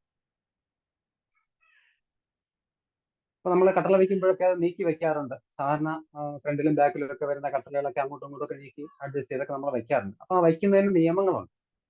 അപ്പൊ അങ്ങനെ നമുക്ക് വയ്ക്കാൻ സാധിക്കാതെ വന്നാൽ എന്താകും, അതിന്റെ ഫലം എന്തായിരിക്കും എന്നുള്ളതിനെ കുറിച്ചാണ് ഇവിടെ ഗൃഹഗമന വിധിയിൽ പറയുന്നത്. അത് അങ്ങനെ വയ്ക്കുമ്പോഴും ഓരോ ഗൃഹങ്ങൾ നമ്മൾ ചെയ്യുമ്പോഴും അതിന് ഗമനം കൊടുക്കണം. ഈ ചതുശാല സമ്പ്രദായത്തിൽ നിന്നാണല്ലോ ഇവിടെ ത്രിശാലയായിരുന്നാലും ദ്വിശാലയായിരുന്നാലും ഏകശാലയായിരുന്നാലും ഒക്കെ നമ്മൾ നിർമ്മിക്കുന്നത്. അപ്പോ ഈ അങ്കണത്തിന്റെ കിഴക്കുവശത്ത് വരുന്നതും അങ്കണത്തിന്റെ തെക്കുവശത്ത് വരുന്നതും അങ്കണത്തിന്റെ പടിഞ്ഞാറ് വശത്ത് വരുന്നതും അങ്കണത്തിന്റെ വടക്കുവശത്ത് വരുന്നതുമായിട്ടുള്ള ഈ 4 ഗൃഹങ്ങൾക്കും ഗമനം കൊടുക്കണം എന്ന് പറഞ്ഞാൽ, ഗമനം എന്ന് പറഞ്ഞാൽ ഇപ്പൊ ഒന്ന് നീക്കി കൊടുക്കുക എന്നുള്ളതാണ്. പ്രദക്ഷിണമായിട്ട് നമ്മൾ നീക്കി കൊടുക്കുക എന്നുള്ളതാണ്. അവ എത്രത്തോളം ഓരോ ഗൃഹങ്ങൾക്കും എത്ര അങ്കുലം അല്ലെ എത്ര യവമാണ് നീക്കേണ്ടത് എന്നുള്ളതിനെ കുറിച്ച് ഇവിടെ പറയുന്നു. അപ്പൊ അങ്ങനെ നീക്കാൻ സാധിക്കാതെ വന്നാൽ, അഥവാ സാധിക്കാതെ എന്നല്ല, അങ്ങനെ നീക്കിയില്ല എങ്കിൽ എന്ത് ദോഷങ്ങളാണ് ആ ഗൃഹത്തിൽ താമസിക്കുന്നവർക്ക് അല്ലെങ്കിൽ ആ ഗൃഹവാസികൾക്ക് ഉണ്ടാകുന്നത് എന്നുള്ള വിഷയത്തെ കുറിച്ചാണ് ഇവിടെ ആചാര്യൻ നമുക്ക് സൂചിപ്പിച്ചു തരുന്നത്. സൂത്രൈ പ്രാങ്കണ ഗേഹ മധ്യവിഹിതൈർ അന്യോന്യ വിദ്ധേർ ഭവേത് തദ്ഗേഹസ്ഥിത പുത്രപൗത്ര വിലയ തസ്മാത് ഗൃഹാണാം ക്രമാത്. കർത്തവ്യം ഗമനം പ്രദക്ഷിണതയാ പ്രാഗാദിതു ഭഗ്നി ചന്ദ്ര അദ്രി ഈഷു അങ്കുലകൈ സ്വയോനിജനകൈർ അവശ്യകേ വായവൈ. സൂത്രൈ പ്ര അങ്കണ ഗേഹ മധ്യ അങ്കണ ഗേഹ മധ്യ വിഹിതൈർ അന്യോന്യ വിദ്ധൈർ ഭവേത് തദ് ഗേഹസ്ഥിത പുത്ര പൗത്ര വിലയ തസ്മാത് ഗൃഹാണാം ക്രമാത്. കർത്തവ്യം ഗമനം പ്രദക്ഷിണതയാ പ്രാഗാദിതു ഭഗ്നി ചന്ദ്ര അദ്രി ഈഷു അങ്കുലകൈ സ്വയോനിജനകൈ അവശ്യകേവൈ. സൂത്രൈ സൂത്രങ്ങൾ. നമ്മളിപ്പോ ഗൃഹം നിർമ്മിക്കുമ്പോൾ ഗൃഹമധ്യ സൂത്രങ്ങളൊക്കെ നമ്മൾ പറയാറുണ്ട്. അതുപോലെ തന്നെ അങ്കണത്തിന് അങ്കണമധ്യ സൂത്രമുണ്ട്, കിഴക്ക് പടിഞ്ഞാറും തെക്കോടൊക്കെ ആയിട്ട്. അപ്പൊ ഈ സൂത്രങ്ങളെല്ലാം പ്രാങ്കണ ഗേഹമധ്യ വിഹിതേർ, അങ്കണത്തിന്റെയും അങ്കണമധ്യ സൂത്രവും ഗൃഹമധ്യ സൂത്രവും വേദിക്കാൻ പാടില്ല. ഗേഹ മധ്യ വിഹിതേർ പ്രാങ്കണ ഗേഹ മധ്യ വിഹിതേർ അന്യോന്യ വിദ്ധേർ ഭവേൽ, പരസ്പരം വേദിക്കാൻ പാടില്ല എന്ന് വെച്ചാൽ ഒരേ രേഖയിൽ വരാൻ പാടില്ല. അതൊന്ന് മാറി നിൽക്കണം എന്നാണ്. കാരണം അങ്കണമധ്യ സൂത്രവും ഗൃഹമധ്യ സൂത്രവും ഒരേ രേഖയിൽ വരാൻ പാടില്ല. അതിന് ഗമനം കൊടുക്കണം. അത് മാറാൻ വേണ്ടി ഗൃഹത്തിന് ഗമനം കൊടുക്കണം. പ്രദക്ഷിണമായി തന്നെ ഓരോ ഗൃഹങ്ങൾക്കും ഗമനം കൊടുക്കണം. അതായത് കിഴക്കിനിക്ക് പ്രദക്ഷിണമായിട്ട് വലത്തോട്ട് ഇത്ര അങ്കുലം, തെക്കിനിക്ക് പ്രദക്ഷിണമായിട്ട് ഇത്ര അങ്കുലം, പടിഞ്ഞാറ്റിനിക്ക് ഇത്ര അങ്കുലം, വടക്കിനിക്ക് ഇത്ര അങ്കുലം. ഇങ്ങനെ എത്ര വീതം അങ്കുലങ്ങളാണ്, അല്ലെങ്കിൽ അങ്കുലം സാധിച്ചില്ല എങ്കിൽ എത്ര യവമാണ് നീക്കേണ്ടത് എന്നുള്ള വിഷയത്തെ കുറിച്ച് പറയുന്നു. അപ്പോ അങ്ങനെ പരസ്പരം വേദിച്ചാൽ എന്ന് പറഞ്ഞാൽ അതിന് ഗമനം കൊടുക്കാതെ വെച്ചാൽ ഗൃഹമധ്യ സൂത്രവും വാസ്തുമധ്യ സൂത്രവും ഒരേ രേഖയിൽ വന്നാൽ എന്ത് പറ്റും? തം ഗേഹസ്ഥിത, ആ ഗൃഹവാസികൾ, ആ ഗൃഹത്തിൽ താമസിക്കുന്നവരുടെ പുത്ര പൗത്ര വിലയ, പുത്രപൗത്രാദികൾക്ക് വിലയം പ്രാപിക്കും. പുത്രപൗത്രാദികൾ വിലയം പ്രാപിക്കും എന്ന് പറഞ്ഞാൽ വിലയം എന്ന് പറഞ്ഞാൽ മരണം എന്നാണ്. മരണവും തത്തുല്യമായിട്ടുള്ള അവസ്ഥാവിശേഷവും ഉണ്ടാകും. അപ്പൊ സന്താനഹാനി, സന്താനങ്ങൾക്ക് വീണ്ടും സന്താനം ഉണ്ടാകാതിരിക്കുക, അങ്ങനെയുള്ള അവസ്ഥാവിശേഷങ്ങളൊക്കെ ഉണ്ടാകും എന്ന് പറയുന്നു. തദ്ഗേഹസ്ഥിത, അപ്രകാരം ഗമനം കൊടുക്കാതെ അങ്കണമധ്യസൂത്രവും ഗൃഹമധ്യസൂത്രവും ഒരേ രേഖയിൽ വന്നാൽ, അങ്ങനെ ഒരു ഗൃഹം നിർമ്മിച്ചാൽ തദ്ഗേഹസ്ഥിത, ആ ഗൃഹത്തിൽ താമസിക്കുന്നവർക്ക് പുത്രപൗത്ര വിലയ, പുത്രപൗത്രാദികൾക്ക് നാശം സംഭവിക്കും എന്ന് പറയും. മരണമോ തത്തുല്യമായിട്ടുള്ള അവസ്ഥയോ അല്ലെങ്കിൽ പുത്രപൗത്രാദികൾ ജനിക്കാതിരിക്കുന്ന അവസ്ഥ, ഇത് ഏതാണെന്ന സൗകര്യം പോലെ നമുക്ക് ആലോചിച്ചു കൊള്ളാം. അപ്പൊ ഇപ്രകാരം സന്താനപരമായിട്ടുള്ള കാര്യങ്ങൾ ബുദ്ധിമുട്ടുണ്ടാകും എന്നുള്ള സൂചന ആചാര്യൻ ഇവിടെ നമുക്ക് തരുന്നു. അതുകൊണ്ട് തസ്മാ ഗൃഹാണാം ക്രമാ, ഗൃഹങ്ങൾക്ക് എന്ത് വേണം, ക്രമമായിട്ട് എന്ത് ചെയ്യണമെന്ന് പറഞ്ഞിരിക്കുന്നു? കർത്തവ്യം ഗമനം, ഗൃഹങ്ങൾക്ക് ക്രമമായി തന്നെ ഗമനത്തെ കൊടുക്കണം. എങ്ങനെ ഗമനം കൊടുക്കണം? പ്രദക്ഷിണതയാ, പ്രദക്ഷിണമായി തന്നെ, നമുക്ക് തോന്നും പോലെ കൊടുത്താൽ പറ്റില്ല. പ്രദക്ഷിണം എന്ന് പറഞ്ഞാൽ ക്ലോക്ക് വൈസിലാണ്. ഓരോ ഗ്രഹങ്ങളെയും ക്ലോക്ക് വൈസിൽ തന്നെ നമ്മൾ ഗമനം കൊടുക്കണം എന്നാണ്. കർത്തവ്യം ഗമനം പ്രദക്ഷിണതയാ. അപ്പോ പ്രദക്ഷിണമായി തന്നെ നമ്മൾ ആ ഓരോ ഗ്രഹങ്ങൾക്കും ഗമനം കൊടുക്കണം. പ്രാഗാദിതോ, എങ്ങനെയാണ്? പ്രാഗ് ആദിതോ, പ്രാഗ് എന്ന് പറഞ്ഞാൽ കിഴക്ക്, കിഴക്ക് ആദിയായിട്ട് വരുന്ന 4 ഗ്രഹങ്ങൾക്ക് കിഴക്ക്, തെക്ക്, പടിഞ്ഞാറ്, വടക്ക്. ഇപ്പൊ കിഴക്ക് എന്ന് പറഞ്ഞാൽ കിഴക്കിനി എന്ന് പറയും. അതായത് അങ്കണത്തിന് പ്രാധാന്യം കൊടുത്തുകൊണ്ടാണ് ഗ്രഹങ്ങൾ നിർമ്മിക്കുന്നു എന്ന് പറഞ്ഞു. അപ്പോ കിഴക്ക് എന്ന് പറഞ്ഞാൽ കിഴക്കിനി എന്ന് പറഞ്ഞാൽ പടിഞ്ഞാറ് ദർശനമായ ഗ്രഹത്തിനും, ഗൃഹം ആദിയായി, പ്രാഗ് ആദിതോ, പ്രാഗ് ആദിയായി, കിഴക്ക് ആദിയായി എന്ന് പറഞ്ഞാൽ കിഴക്ക് തുടങ്ങി പ്രദക്ഷിണമായി കിഴക്ക്, തെക്ക്, പടിഞ്ഞാറ്, വടക്ക് എന്നിങ്ങനെ 4 ഗ്രഹങ്ങൾ. അപ്പൊ പ്രാഗ് ആദിതോ, കിഴക്ക് ആദിയായിട്ടുള്ള ഗ്രഹങ്ങൾക്ക് വഗ്നി, രന്ധ്ര, അദ്രി, ഈശു, അങ്കുലകൈ. വഗ്നി, വഗ്നി എന്ന് പറയുന്ന 3 അപ്പൊ കിഴക്കേ ഗ്രഹത്തിന്, കിഴക്കിനിക്ക് 3 അങ്കുലം പ്രദക്ഷിണമായിട്ട് ഗമനം കൊടുക്കണം. ഗമനം എന്ന് പറഞ്ഞാൽ ഒന്ന് നീക്കി വെക്കുക എന്നുള്ളതാണ്. ഗമിക്കുക, സഞ്ചരിക്കുക, അല്ലെങ്കിൽ നീക്കുക എന്നുള്ള അർത്ഥമാണ്. അപ്പൊ വഗ്നി, വഗ്നി എന്ന് പറഞ്ഞാൽ അഗ്നി എന്ന് പറഞ്ഞാൽ 3. രന്ധ്രം, രന്ധ്രം എന്ന് പറഞ്ഞാൽ ദ്വാരം, അതായത് 9. അപ്പൊ തെക്കിനിക്ക് 9 അങ്കുലം നീക്കണം എന്ന് പറയുന്നു. രന്ധ്ര, വഗ്നി, രന്ധ്ര, അദ്രി. പടിഞ്ഞാറ്റിനിക്ക്, പടിഞ്ഞാറ് വശത്തുള്ള ഗ്രഹത്തിന്, അതായത് കിഴക്ക് ദർശനമുള്ള ഗ്രഹത്തിന് അദ്രി, അത് 7. ഈശു, ഈശു എന്ന് പറഞ്ഞാൽ 5. അപ്പൊ വടക്കിനിക്ക് 5 അങ്കുലം, അങ്കുലകൈ. അപ്പൊ കിഴക്കിനിക്ക് 3, തെക്കിനിക്ക് 9, പടിഞ്ഞാറ്റിനിക്ക് 7, വടക്കിനിക്ക് 5 എന്നീ അങ്കുലങ്ങൾ കൊണ്ട് ഗ്രഹങ്ങൾക്ക് ഗമനം കൽപ്പിക്കണം. സോ യോനി ജനകീർ അവശ്യകേവായവൻ. അപ്പൊ ഇങ്ങനെ ഗമനം കൽപ്പിക്കുമ്പോൾ അതായത് യോനി വരുന്ന വിധത്തിലേക്ക് നമുക്ക് ഗമനം കൽപ്പിക്കാം, അല്ലെങ്കിൽ അവശ്യകേവ, ആവശ്യമുണ്ടെങ്കിൽ യവം കൊണ്ടും ഗമനം കൽപ്പിക്കാം. ആവശ്യമുണ്ടെങ്കിൽ എന്ന് പറഞ്ഞാൽ എന്താണ്? ഇപ്പൊ ശാസ്ത്രങ്ങളിലൊക്കെ അവശ്യകേ എന്നൊക്കെ പറഞ്ഞാൽ മറ്റു മാർഗമില്ലെങ്കിൽ, മറ്റു നിവൃത്തിയില്ലെങ്കിൽ പണ്ടൊക്കെ കാര്യങ്ങൾ എളുപ്പത്തിൽ ചെയ്യാൻ പറ്റും. കാരണം അത് വാസ്തുക്കാരനാണ് എല്ലാ കാര്യങ്ങളെയും ചിന്തിക്കുന്നത്. അദ്ദേഹത്തിന്റെ തീരുമാനത്തിനനുസരിച്ചിട്ടാണ് ഗൃഹം നിർമ്മിക്കുന്നത്, അന്തേവാസികൾ അവിടെ താമസിക്കുന്നത്. ഇപ്പൊ അങ്ങനെയല്ല. കാരണം ഗൃഹകർത്താവ് അല്ലെങ്കിൽ വീട്ടിലുള്ള ആ താമസിക്കുന്ന ആൾക്കാർ കുറെ നിർദ്ദേശങ്ങൾ വയ്ക്കും. അപ്പൊ ആ നിർദ്ദേശങ്ങൾക്കനുസരിച്ച് നമ്മൾ പല കാര്യങ്ങൾക്കും വിട്ടുവീഴ്ച ചെയ്യേണ്ടി വരും. അങ്ങനെയൊക്കെ വരുമ്പോൾ കാരണം അങ്കുലത്തിലോ അതല്ല യവത്തിലോ നമുക്ക് ഗമനം കൽപ്പിക്കാം എന്ന് പറയുന്നു. അപ്പൊ ഇങ്ങനെ ഗമനം കൽപ്പിക്കേണ്ടത് അത്യാവശ്യമായിട്ടുള്ള ഒരു വിഷയമാണ്. അല്ലെങ്കിൽ തൻഗേഹസ്ഥിത പുത്രപൗത്ര വിലയ തസ്മാം ഗൃഹാണാം ക്രമാൽ. അപ്രകാരം ഗമനം കൽപ്പിക്കാതെ നിർമ്മിക്കുന്ന ഗ്രഹങ്ങൾ താമസിക്കുന്നവർക്ക് പുത്രപൗത്രാദികൾക്ക് ബുദ്ധിമുട്ടുണ്ടാകും, അല്ലെങ്കിൽ അവർ നിമിത്തം ക്ലേശങ്ങൾ ഉണ്ടാകും എന്ന് പറയുന്നു. ഇവിടെ കിഴക്കിനിക്ക് 3, തെക്കിനിക്ക് 9, പടിഞ്ഞാറ്റിനിക്ക് 7, വടക്കിനിക്ക് 5 ഗമനം കൽപ്പിക്കാൻ പറഞ്ഞിരിക്കുന്നത്. എന്നാൽ ചില ഗ്രന്ഥങ്ങളിൽ ഗമനത്തിന് അഡീഷണൽ ആയിട്ട്, അതായത് കൂടുതലായിട്ടും ചില വിഷയങ്ങൾ പറഞ്ഞിട്ടുണ്ട്. അതായത് കിഴക്കിനിക്ക് 11, 3ഉം 11ഉം ആകാമെന്നും, തെക്കിനിക്ക് 9നോടൊപ്പം 9 അങ്കുലമോ അല്ലെങ്കിൽ 1 അങ്കുലമോ ആകാമെന്നും, പടിഞ്ഞാറ്റിനിക്ക് 7 പറഞ്ഞു 15 അങ്കുലമാകാമെന്നും, വടക്കിനിക്ക് 5 പറഞ്ഞു 13 അങ്കുലമാകാമെന്നും പറഞ്ഞിരിക്കുന്നു. ത്രയമഥ 11 പോൽ ഗതം പൂർവശാലയ്ക്ക് 1 വിരൽ നവകമ്പ ദക്ഷിണേ പശ്ചിമേതു. 7 വിരൽ ഗതി 3-5 അങ്ങുമാം പഞ്ചകമ്പ വടഗൃഹഗതി പിന്നെപ്പോൾ 13 മാത്രം എന്ന് പറഞ്ഞിരിക്കുന്നു. അപ്പോ ഈ കിഴക്കിനിക്ക് 3, തെക്കിനിക്ക് 9, പടിഞ്ഞാറ്റിനിക്ക് 7, വടക്കിനിക്ക് 5 എന്ന് പറഞ്ഞിരുന്നാലും കിഴക്കിനിക്ക് 3ഉം 11ഉം ആകാം, തെക്കിനിക്ക് 9ഉം 1ഉം ആകാം, പടിഞ്ഞാറ്റിനിക്ക് 7ഉം 15ഉം ആകാം, വടക്കിനിക്ക് 5ഉം 13ഉം ആകാം എന്നും പറഞ്ഞിരിക്കുന്നു. ഇങ്ങനെയും ഭാഷാ ശ്ലോകങ്ങൾ കാണുന്നു.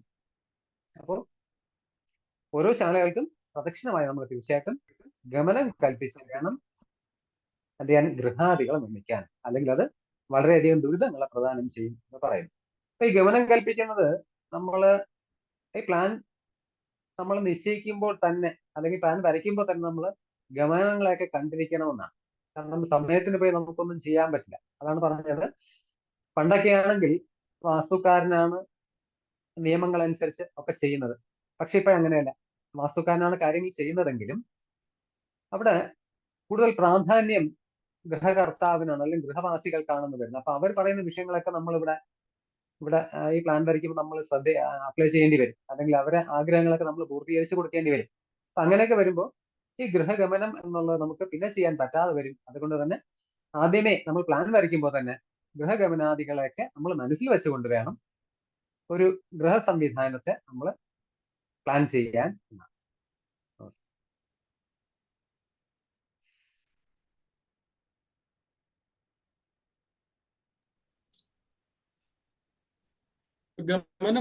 ഗമനം എന്ന് വെച്ചാൽ നീക്കം എന്നാണ് അർത്ഥം.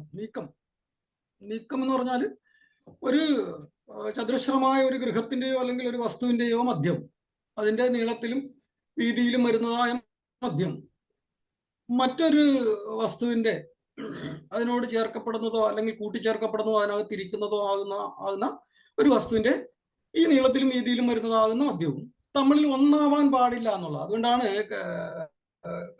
കിടപ്പുമുറിയുടെ മധ്യത്ത് കട്ടിലിട്ട് കിടക്കരുതെന്ന് പറഞ്ഞു കേട്ടിട്ടില്ലേ? എന്താണ് അവിടെ മധ്യത്ത് കട്ടിലിടരുതെന്ന് പറയുന്നത്? മധ്യത്ത് കട്ടിലിട്ടാല് ഇതിന്റെ രണ്ടിന്റെയും കൃത്യമായ മധ്യം ഒന്നായാല് അത് അവിടെ വസിക്കുന്ന മനുഷ്യരെന്നുള്ളതല്ല, മനുഷ്യരല്ലാത്തതാകുന്ന ജീവനുള്ള എല്ലാ വസ്തുക്കളെയും സംബന്ധിച്ചിടത്തോളം അതിന്റെ മധ്യത്തേക്ക് കോൺസെൻട്രേറ്റ് ചെയ്യപ്പെടുന്ന, ഇത് രണ്ടിന്റെയും കൂടെ മധ്യം ഒന്നായാൽ കോൺസെൻട്രേറ്റ് ചെയ്യപ്പെടുന്നതായ ആ പവറിനെ നമുക്ക് അതിജീവിക്കാൻ പറ്റില്ല എന്നുള്ളതുകൊണ്ടാണ് കൃത്യമായിട്ട് വാസ്തു വിദഗ്ധർ പറഞ്ഞു കേട്ടിട്ടുണ്ടല്ലോ, ഇങ്ങനെ പറയും, അത് മധ്യത്തിന് നീക്കി ഒരു സൈഡിലേക്ക് കട്ടിലിടണം കേട്ടോ. അതാണ് അതിന്റെ സംഗതി. അതൊക്കെ മധ്യത്ത് തന്നെ മേശയിട്ടുകൂടാ, മേശയിട്ടിരുന്ന് പഠിച്ചുകൂടാ, മധ്യത്തിരുന്ന് പഠിച്ചുകൂടാ എന്നൊക്കെ പറയുന്നത്. അതിന്റെ ചുരുക്കമാണ് ഞാൻ ഈ വളരെ ലളിതമായിട്ട് പറഞ്ഞത്. വളരെ സവിസ്തര ഇപ്പൊ സന്തോഷം പറഞ്ഞിട്ടുണ്ട്. ഇതിനകത്ത് മറ്റൊന്നുമില്ല. ഈ കാണിച്ചിരിക്കുന്നതായ ഓരോ 4 കെട്ടും, പ്രധാനമായി കാണിച്ചിരിക്കുന്ന 4 കെട്ടും കൃത്യമായിട്ട് പ്രദക്ഷിണമാകുന്ന രീതിയിൽ, പ്രദക്ഷിണം എന്ന് പറയുന്നത് ഉദ്ദേശിക്കുന്നത് ക്ലോക്ക് വൈസ് ആയിട്ട് കണ്ടാൽ മതി. ക്ലോക്ക് വൈസ് ആണ് പ്രദക്ഷിണം എന്ന് പറയുന്നത്. അപ്പൊ ക്ലോക്ക് വൈസിൽ അതാതിന് വിധിക്കപ്പെട്ടിരിക്കുന്നതായ യോനി സംഖ്യയിൽ ഗമനം കൊടുക്കുന്നതാണ് അത്യുത്തമം. ഇവിടെ കോൽവിരലിലും ഇതേ അളവിൽ കൊടുക്കാം, അങ്കുലത്തിലും കൊടുക്കാം, യവത്തിലും കൊടുക്കാം എന്ന് പറഞ്ഞെങ്കിലും മനുഷ്യാലയങ്ങൾക്കോ ചില ഈ നിർമ്മാണ പ്രക്രിയകൾക്കൊക്കെ യവത്തിൽ കൊടുത്താൽ വളരെ ബുദ്ധിമുട്ടാവും. യവത്തിലൊന്നും അത് അറിയാനുള്ള സംഗതിയില്ല. യവം സ്വീകരിക്കുന്നത് മനുഷ്യാലയങ്ങൾക്കല്ല. അത് ചില വിഗ്രഹ പ്രതിഷ്ഠകളുമായിട്ടൊക്കെ ബന്ധപ്പെട്ട്, അല്ലെങ്കിൽ ഷഡാധാര പ്രതിഷ്ഠയുടെ ആധാരശിലാസ്ഥാപനത്തിനൊക്കെ പൃഷ്ഠഗമനവും ഈശഗമനവും ഒക്കെ വരുമ്പോഴത്തേക്ക് പൃഷ്ഠഗമനത്തിലേക്കും ഈശഗമനത്തിലേക്കും അങ്കുലമാനത്തിലേക്ക് തള്ളി നമ്മൾ വെക്കാറുണ്ട്. അവിടെ മനസ്സിലായി കാണും. അതായത് ഒരു പ്രാസാദം അല്ലെങ്കിൽ ഒരു ദേവാലയം പണിയുമ്പോൾ അതിന്റെ കൃത്യമായ മധ്യത്തല്ല കല്ലിടുന്നത്. ആ കൃത്യമായ മധ്യത്ത് നിന്ന് പോലും ഓരോ ദേവന്മാർക്കും ഓരോ ദേവന്മാരുടെ പ്രതിഷ്ഠയും അനുസരിച്ച് ഓരോരോ നീക്കങ്ങൾ ഉണ്ടാവും. അതിനനുസരിച്ച് വിശേഷാല് കൃത്യമായ മധ്യത്ത് ഏതാണ്ട് മധ്യമായിട്ട് വരുന്നത് ശിവലിംഗമാണ്. ആ ശിവലിംഗ പ്രതിഷ്ഠയ്ക്ക് വേണ്ടി നിർമ്മിക്കുന്ന ദേവാലയത്തിന്റെ ആധാരശില സ്ഥാപിക്കുമ്പോൾ തന്നെയും ഇതും കൃത്യമധ്യത്തിൽ നിന്ന് പൃഷ്ഠം എന്ന് പറഞ്ഞാൽ പിറകിലേക്കും പിന്നീട് അവിടെ ഈശത്തിലേക്കും ഗമനം കൽപ്പിക്കുന്നത് എന്തുകൊണ്ടാണ്? ഗമനം എന്ന് പറഞ്ഞാൽ നീക്കം കൽപ്പിക്കുന്നത്. ആ നീക്കം കൊണ്ടുവരാൻ ഉദ്ദേശിക്കുന്നത് എന്താണ്? അവിടുത്തെ ആ പ്രാസാദത്തിന്റെ മധ്യവും മധ്യബിന്ദുവും ഈ ഇടാൻ പോകുന്ന അല്ലെങ്കിൽ ഇട്ട് കഴിഞ്ഞിരിക്കുന്നതാകുന്ന ആധാരശിലയുടെ മധ്യവും തമ്മിൽ നീക്കമുണ്ടായിരിക്കണം, ഒന്നാവാൻ പാടില്ല എന്ന് തന്നെയാണത്. അതാണ് ഈ നീക്കം. അപ്പൊ ഇവിടെ അങ്കണസൂത്രം, അതായത് ഗൃഹത്തിന്റെ ആകെ വിസ്താരത്തിന്റെയും ആകെ ദീർഘത്തിന്റെയും കൃത്യമായ മധ്യത്തൂടെ കടന്നു പോകുന്നതായ 2 സൂത്രങ്ങളും ഇനി അതിനകത്ത് ചതുരമായി വന്നിരിക്കുന്നതാകുന്ന അങ്കണത്തിൻ്റെതാകുന്ന മധ്യസൂത്രവും തമ്മിൽ വേറെ ആയിരിക്കണം. അതും തമ്മിൽ വേദിക്കാന്ന് പറഞ്ഞാൽ ഒന്നായി കഴിഞ്ഞാൽ ഉണ്ടാകാവുന്ന ദോഷത്തെയാണ് വേദം എന്ന് പറയുന്നത്, എതിർപ്പ് എന്ന് പറയുന്നത്. ഒന്നായാൽ എതിർപ്പാവും. അവിടെ രണ്ടുപേരും കൂടെ യോജിക്കില്ല. ഒന്നാകാൻ നമ്മൾ ശ്രമിച്ചാലും അത് യോജിക്കില്ല, അത് വേദം എന്ന് പറയുന്നു. അപ്പോൾ അത് കൂടാതെ ഇനി നോക്കൂ, ഓരോ ശാലകൾക്കും തമ്മിൽ ഇതിന്റെ ഓരോ ശാലകളുടെയും ഇടയിൽ അതിന്റെ ഇടകളിൽ കാണുന്ന ആ ഇട എന്ന് പറയുന്ന സ്ഥലങ്ങളൊക്കെ തന്നെ ഓരോന്നിനും ഓരോ വ്യത്യാസത്തിൽ കാണുന്നു, ഓരോന്നിനും ഓരോ വലിപ്പവും ചെറുപ്പവും കാണുന്നുണ്ടല്ലോ. ആ വലിപ്പവും ചെറുപ്പവും കൊണ്ട് തന്നെയാണ് ഓരോ ശാലകളും കൃത്യമായ പ്രദക്ഷിണമായിട്ട് നീങ്ങിയിരിക്കുന്നത്. അപ്പം ഈ ഗമനം ഇല്ലാതെ വന്നാലുള്ള ദോഷത്തെ പറ്റി ആചാര്യൻ വളരെ നമ്മളെ ബോധ്യപ്പെടുത്തുന്നതിന് വേണ്ടി ശക്തമായ ഭാഷയിൽ പറഞ്ഞിട്ടുണ്ട് എന്നുള്ളത് കൊണ്ട് തന്നെ അതിന്റെ ഗൗരവം മനസ്സിലാക്കിയിട്ട് കൃത്യമായ ഏകശാലയാണെങ്കിൽ കട്ടള വെക്കുമ്പോൾ തന്നെയും മധ്യത്തുനിന്ന് ഇത്ര അങ്കുലമോ അല്ലെങ്കിൽ ഇത്ര ഗമനം മാറ്റി കൊടുക്കേണ്ടതാണ്. ആ ഗമനം ചിലപ്പോൾ മധ്യത്തിൽ നിന്ന് മാറ്റാൻ പറ്റാതെ വരുന്നതായ ആവൽ ഘട്ടങ്ങളൊക്കെ കട്ടള മാറ്റി തന്നെ വെക്കാറുണ്ട്.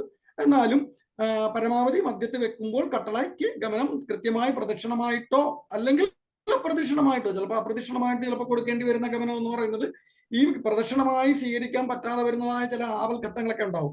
നേരെ ചിലപ്പോൾ മുന്നിൽ ഈ കൃത്യമധ്യത്ത് ചിലപ്പോൾ ഏതെങ്കിലും തരത്തിൽ നമുക്ക് ഒഴിവാക്കാൻ പറ്റാത്തതാകുന്ന എന്തെങ്കിലും മറ്റ് വേദങ്ങൾ ഉണ്ടായാൽ ആ വേദങ്ങളെ ചെറുക്കുന്നതിന് വേണ്ടി കട്ടള നീക്കി വെക്കാറുണ്ട്. ആ നീക്കി വെക്കുമ്പോഴത്തേക്ക് അത് ആവൽഘട്ടത്തിലാണ്. പുതിയതായിട്ടൊരു പറമ്പിൽ നമ്മളെ പോലെ വിശദമായിട്ട് വാസ്തു കൈകാര്യം ചെയ്ത് വാസ്തു പ്രകാരം തന്നെ ഒരു പ്ലാനാണ് വരയ്ക്കുന്നുണ്ടെങ്കിൽ ഈ വക കാര്യങ്ങളൊക്കെ നമുക്ക് ശ്രദ്ധാപൂർവം കൈകാര്യം ചെയ്യുകയും അത് നമുക്ക് കൃത്യമായി പ്ലാൻ വരച്ച് അത് ഒഴിവാക്കി തന്നെ ചെയ്യാനും പറ്റും.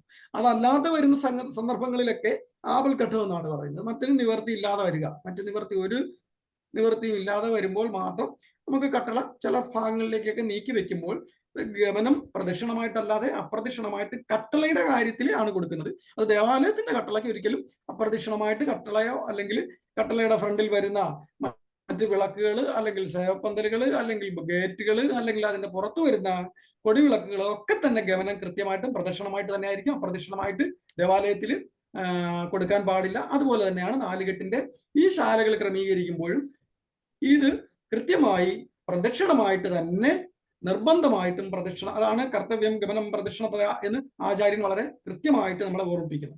അപ്പൊ ഇത്രയേ ഉള്ളൂ. ഒന്നിന്റെ മധ്യം മറ്റൊന്നിന്റെ മധ്യവുമായിട്ട് ഒരുമിച്ച് വരാൻ, ചേർന്ന് വരാൻ, ഒന്നായി വരാൻ പാടില്ല. അതിന് കുറച്ച് നിയമങ്ങളുണ്ട്. അതിലൊന്നാണ് ഇപ്പൊ പറഞ്ഞത് തെക്കിനിക്ക് ഒരങ്കലവും 1, 3, 5, 7 എന്നാണ് അതിന്റെ പറയുന്നത്. അതിന്റെ കൂടെ വീണ്ടും 8 അങ്കുലം കൂടെ കൂട്ടിയാൽ 8 അങ്കുലം കൂടെ കൂട്ടിയാൽ അതേപോലെ തന്നെ വേണമെന്നുണ്ടെങ്കിൽ വലിയ ശാലയാണെന്നുണ്ടെങ്കിൽ ഈ തെക്കിനിക്ക് ഒരങ്കുലം എന്നുള്ളതിന്റെ 8 കൂടെ കൂട്ടിയാൽ 9, 9 കൂടെ കൂട്ടിയാൽ 8 കൂടെ കൂട്ടിയിട്ട് 9, 8, 17 കൊടുക്കാം. കിഴക്കിനിക്ക് 3 എന്നുള്ളതിന്റെ കൂടെ 3ന്റെ കൂടെ 8 കൂട്ടാം. പടിഞ്ഞാറ്റിനിക്ക് 3, 5, 7, 9, 3, 1, 3, 5, 7 എന്നുള്ളതിന്റെ കൂടെ 8 അങ്കുലം കൂടെ വർദ്ധിപ്പിച്ച് കൊടുത്താലും അതാത് യോനിപ്പെട്ട് വരികയൊക്കെ ചെയ്യും. അതൊരു ക്രിയയാണ്. അത് നമുക്ക് ഫ്രണ്ടിൽ കിട്ടിയാലേ നമുക്കത് ആ ക്രിയ ചെയ്ത് നിങ്ങളെ പഠിപ്പിക്കാൻ പറ്റൂ. നമുക്ക് ഇതിനകത്തൂടെ അത് പഠിപ്പിച്ചു തരാൻ നിർവാഹമില്ല എന്നുള്ളതല്ല, നമുക്ക് ഏതായാലും അത് മുന്നോട്ട് പോകുമ്പോഴത്തേക്ക് മനസ്സിലാക്കി തരാം. ഓക്കെ.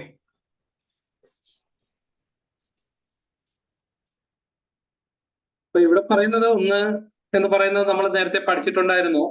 ഈ ഗൃഹമധ്യസൂത്രങ്ങൾക്ക് നമ്മൾ മാറ്റി കൊടുക്കുന്നതിനെ കുറിച്ച്. അതായത് നമ്മൾ വാസ്തുകണ്ണമൊക്കെ പഠിക്കുന്ന സമയത്ത് ഇങ്ങനൊരു വാസ്തുകണ്ണം ഉണ്ടായിരുന്നു. അതില് ഈ ഒന്നെങ്കിൽ ഗൃഹം നമുക്ക് ഇവിടെ ഇങ്ങനെ ചെയ്യാം. അപ്പൊ ഇങ്ങനെ എന്തിനാണ് അങ്ങനെ ചെയ്യുന്നത് എന്ന് ചോദിച്ചാല് അതായത് നമ്മുടെ വസ്തുവിന്റെ മധ്യസൂത്രവും നമ്മുടെ ഗൃഹത്തിന്റെ മധ്യസൂത്രവും ഒരു പോയിന്റിൽ വരാതിരിക്കാനാണ് നമ്മൾ അങ്ങനെ ചെയ്തിരുന്നത്. അപ്പൊ ഇതിന്റെ മധ്യസൂത്രത്തിന്റെ ഈ ഭാഗിക്കുന്ന സ്ഥലവും ഇവിടെ ഒരു പോയിന്റിൽ വരില്ല. ഇതാണ് ബിജു സാർ നേരത്തെ പറഞ്ഞത്. നിങ്ങളിപ്പോ ഒരു മുറി ഉണ്ടാക്കിയാൽ പോലും ഇതിന്റെ ബെഡ് ഇതിന്റെ അകത്ത് ഇടുമ്പോൾ ഈ ബെഡിന്റെ മധ്യസൂത്രവും ഇതിന്റെ മധ്യസൂത്രവും കൂടെ ഒന്നിച്ച് വന്നാൽ അവിടെ നമുക്ക് താങ്ങാൻ പറ്റാത്ത എനർജിയായി മാറും എന്നാണ്.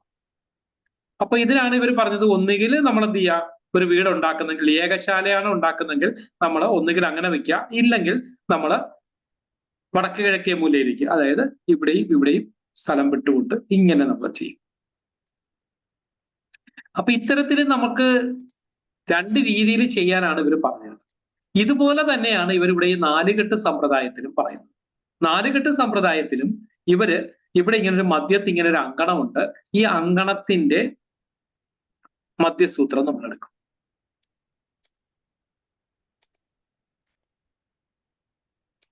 അങ്കണത്തിന്റെ മധ്യസൂത്രം എടുത്തതിന് ശേഷം ഇവിടെ കൊടുക്കുന്ന വീട് എന്ന് പറയുന്നത് ഇതാണ്. ഇതാണ് നമ്മുടെ വീട്. ഈ വീടിന്റെ നേർ പകുതി എടുത്തതിന് ശേഷം ഇവിടെ നിന്ന് ഒരു 3 അങ്കുലം കൂടെ ഇങ്ങോട്ട് കൂട്ടിക്കൊടുക്കും. നമുക്ക് അടുത്ത പിക്ചറിൽ ഒന്നുകൂടെ നോക്കാം.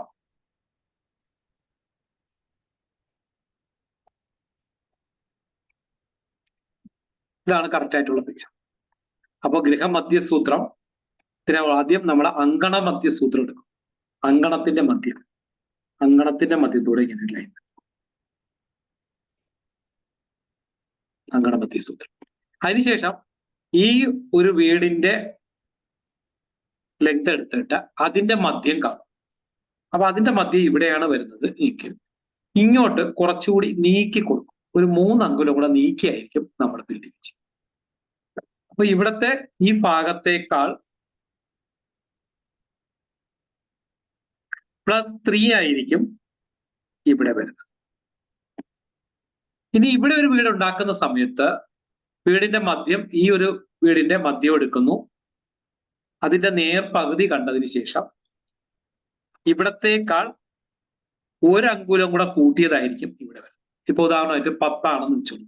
10 ആണെങ്കിൽ 5 ആണെങ്കിൽ ഇവിടെ 1 അങ്കുലം കൂടെ 5 കോൽ 1 അങ്കുലം കൂടെ കൂട്ടി.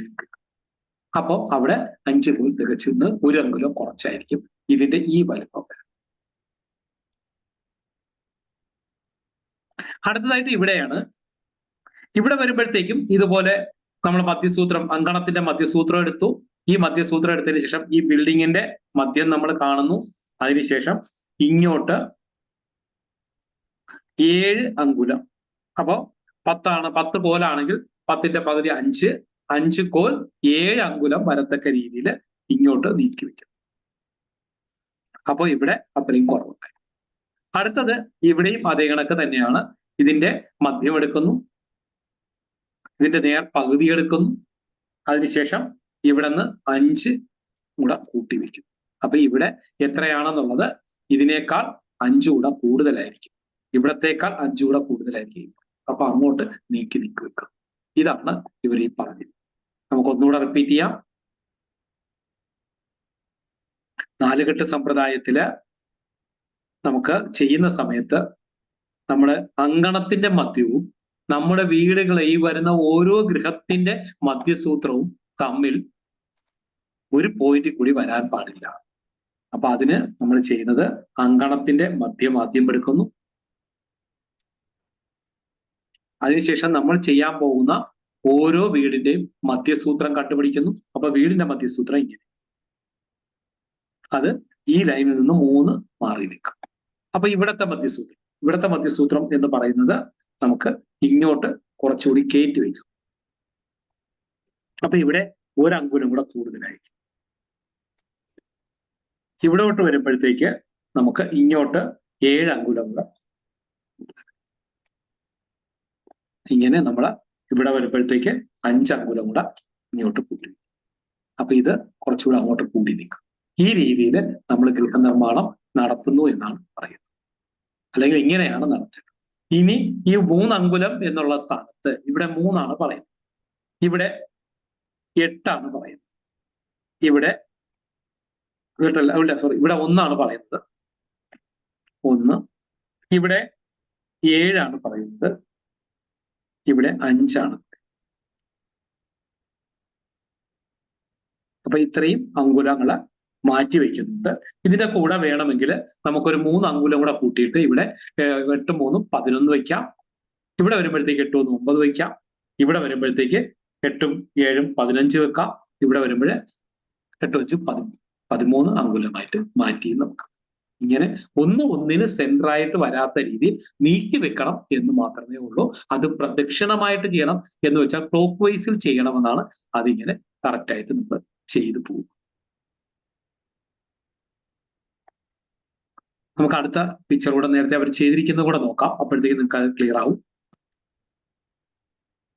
അപ്പൊ ഇവിടെ നമ്മൾ നോക്കിക്കഴിഞ്ഞാൽ, ഈ പിക്ചർ നമ്മൾ നോക്കിക്കഴിഞ്ഞാൽ നിങ്ങൾക്ക് കുറച്ചുകൂടി വ്യക്തമാകുന്നു എന്നാണ്. ഇവിടത്തേക്കാൾ അളവ് ആണ്, ഇതാണ് മധ്യസൂത്രം. ഇവിടെ കണ്ടോ, ഇവിടത്തെ അളവ് കൂടുതലാണ് ഇതിനെ അപേക്ഷിച്ച്. അതായത് ഇത് കുറച്ചുകൂടി ഇങ്ങോട്ട് നീങ്ങിയിരിക്കുകയാണ് 3 അങ്കുലങ്ങൾ. അതുകൊണ്ടാണ് ഇവിടെ കുറച്ച്.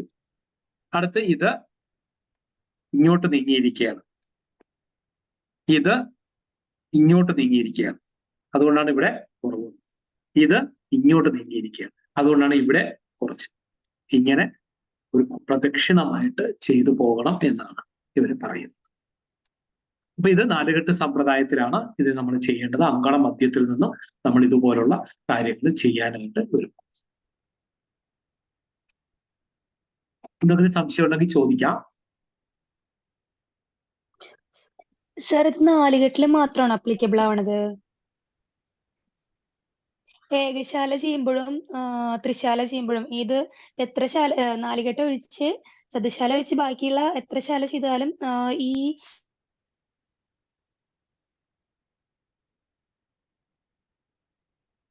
റേഞ്ച് പോയെന്ന് തോന്നുന്നു മെർലിൻ.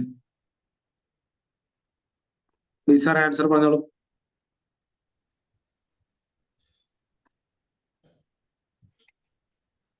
നാലുകെട്ടിലാണല്ലോ നമ്മളിപ്പോ പഠിച്ചുകൊണ്ടിരിക്കുന്നത്.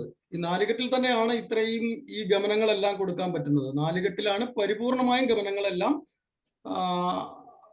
കൃത്യമായി നമുക്ക് പാലിക്കാൻ പറ്റുന്നത്. ഇനി നാലുകെട്ടിൽ മാറിയിട്ട് ത്രിശാലയിലാണെന്നുണ്ടെങ്കിലും ഈ ഇതേപോലെ തന്നെ നമുക്ക് ഗമനം കൊടുക്കാം. പക്ഷെ നാലുകെട്ടിന്റെ നിയമം അനുസരിച്ച് തന്നെ വേണം ത്രിശാല ചെയ്താൽ മാത്രമേ കൊടുക്കാൻ പാടുള്ളൂ.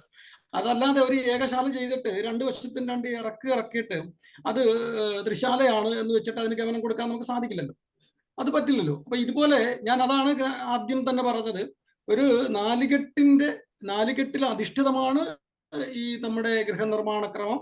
നാലുകെട്ടിൽ നിന്ന് ഒരു കെട്ടില്ലാതെ വരുമ്പോൾ അവിടെ ആ കെട്ടില്ല എന്നുണ്ടെങ്കിൽ തന്നെയും മറ്റ് നിയമങ്ങളെല്ലാം ഈ പറയപ്പെട്ടതായ ഗമനങ്ങൾ ഉൾപ്പെടെയുള്ള നിയമങ്ങളെല്ലാം, അല്ലെങ്കിൽ അന്തരാളങ്ങൾ ഉൾപ്പെടെയുള്ള, അല്ലെങ്കിൽ അകത്തെ കുഴിയങ്കണം ഉൾപ്പെടെയുള്ള, അല്ലെങ്കിൽ അങ്കണം ഉൾപ്പെടെയുള്ള എല്ലാ നിയമങ്ങളും സവിസ്തരം പ്രതിപാദിച്ചാൽ മാത്രമേ നമുക്ക് നാലുകെട്ട് പരിപൂർണമാകും. ആ നാലുകെട്ടിനകത്ത് നിന്ന് ഒരു കെട്ടാണ് മാറ്റുന്നത്, അത്രേ ഉള്ളൂ. അപ്പൊ അവിടെ നിയമങ്ങളെല്ലാം പാലിക്കപ്പെടുന്നു. പിന്നീട് ഏകശാലയെ പറ്റി ചോദിച്ചു. ഏകശാലയില് കട്ടളയ്ക്ക് മാത്രമല്ലേ, കട്ടള വെക്കുമ്പോൾ മധ്യത്ത് കട്ടള വരുമ്പോൾ മാത്രമല്ലേ നമുക്ക് ഗമനം കൊടുക്കുന്നതിനെ പറ്റി ചിന്തിക്കേണ്ടുള്ളൂ. അതല്ലാതെ ഒറ്റശാലയായിട്ട് ചെയ്യുമ്പോഴത്തേക്ക് നാലുകെട്ടിൻ്റെതായ നിയമങ്ങളൊന്നും ആപ്ലിക്കബിൾ ആകുന്നില്ലല്ലോ അവിടെ. പിന്നെ ദിശാല ചെയ്താൽ നമുക്ക് പാലിക്കാം. ദിശാല ചെയ്താൽ പാലിക്കുന്നത് എങ്ങനെയാണ്? ആ ദിശാലയിൽ മറ്റ് രണ്ട് ഇല്ലാതെ വരുന്ന ശാലകളിൽ അവിടെ ഉണ്ട് എന്നുള്ള സങ്കല്പത്തിൽ നമ്മളൊരു നാലുകെട്ടിന്റെ കണക്കെടുക്കുകയും ആ കണക്കിൽ നിന്ന് തന്നെ കൃത്യമായി ഗമനം പ്രദക്ഷിണമായിട്ട് ചെയ്തിട്ട് നമുക്ക് ഇത് ആപ്ലിക്കബിൾ ആക്കാവുന്നതുമേ ഉള്ളൂ. അത്രേ ഉള്ളൂ. മനസ്സിലായോ? ഓക്കെ സർ, ഓക്കെ, മനസ്സിലായി. ഷിബു സാർ ചോദിച്ചോളൂ. കൈ ഉയർത്തിയത്. ഹലോ സാർ, നമസ്കാരം. ചോദിച്ചോളൂ. സാറേ, ക്ഷമിക്കണം, ഇന്ന് പഠിപ്പിച്ച നാലുകെട്ടിന്റെ അങ്കണത്തെ കുറിച്ചല്ല എന്റെ സംശയം. അപ്പോ ഇത് കഴിഞ്ഞിട്ട് ചോദിച്ചോട്ടെ. ഹലോ, ഇത് കഴിഞ്ഞതിന് ശേഷം ചോദിക്കാം. ഇപ്പൊ ഇത് കഴിഞ്ഞു. ആയിക്കോട്ടെ സാറേ. കൈ താഴ്ത്തിക്കൊള്ളൂ, അല്ലെങ്കിൽ എനിക്ക് ഇവിടെ വീഡിയോ റെക്കോർഡ് ചെയ്യുന്നുണ്ട്. ഓ സോറി.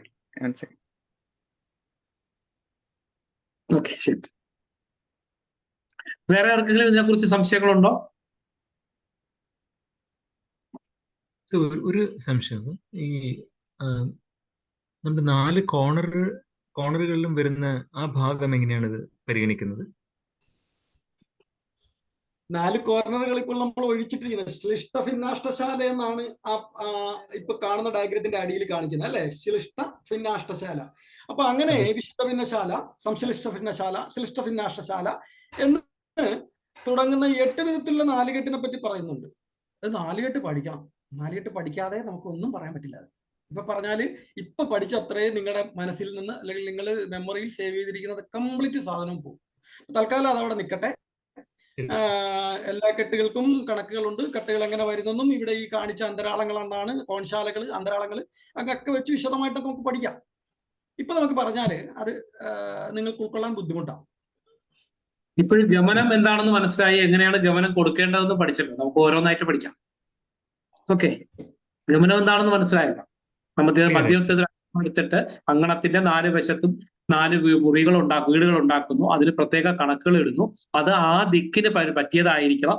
ആ ഓരോ വീടുകൾക്കും ഗമനം കൊടുക്കേണ്ട രീതിയെ കുറിച്ചാണ് ഇവിടെ നമ്മളിപ്പോ പറഞ്ഞുകൊണ്ടിരിക്കുന്നത്. അതിനുശേഷമാണ് പിന്നെ അന്തരാളവും കോൺഗ്രഹങ്ങളെ കുറിച്ചും നമുക്ക് അടുത്ത് പഠിക്കാം.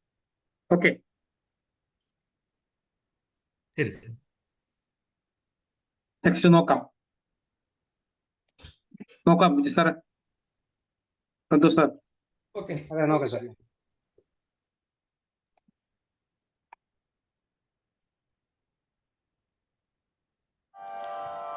ദ്വിശാലാഭേദങ്ങൾ. പ്രാക് പാശ്ചാത്യ വിഹീനകേ കലഹമുദ്വോകം ച കാചാഭിധേ യാമ്യോദഗ്രഹിതേ അർത്ഥഹാനിരുദിതാ ചുല്ലീഗൃഹാഖ്യേ ദ്വികേ പ്രാഗാദിദ്വിതയോനിതേ ക്രമവശാൻ മൃത്യും ഭയം വിഗ്രഹം ചാർത്ഥാപ്തിം പ്രവദന്ത്യതഃ ക്രമവശാദ്യാമ്യാദികം കൽപ്പയേത്.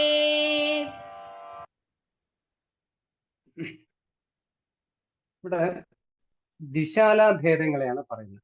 നമ്മൾ നേരത്തെ ത്രിശാലാഭേദങ്ങളെ കണ്ടു.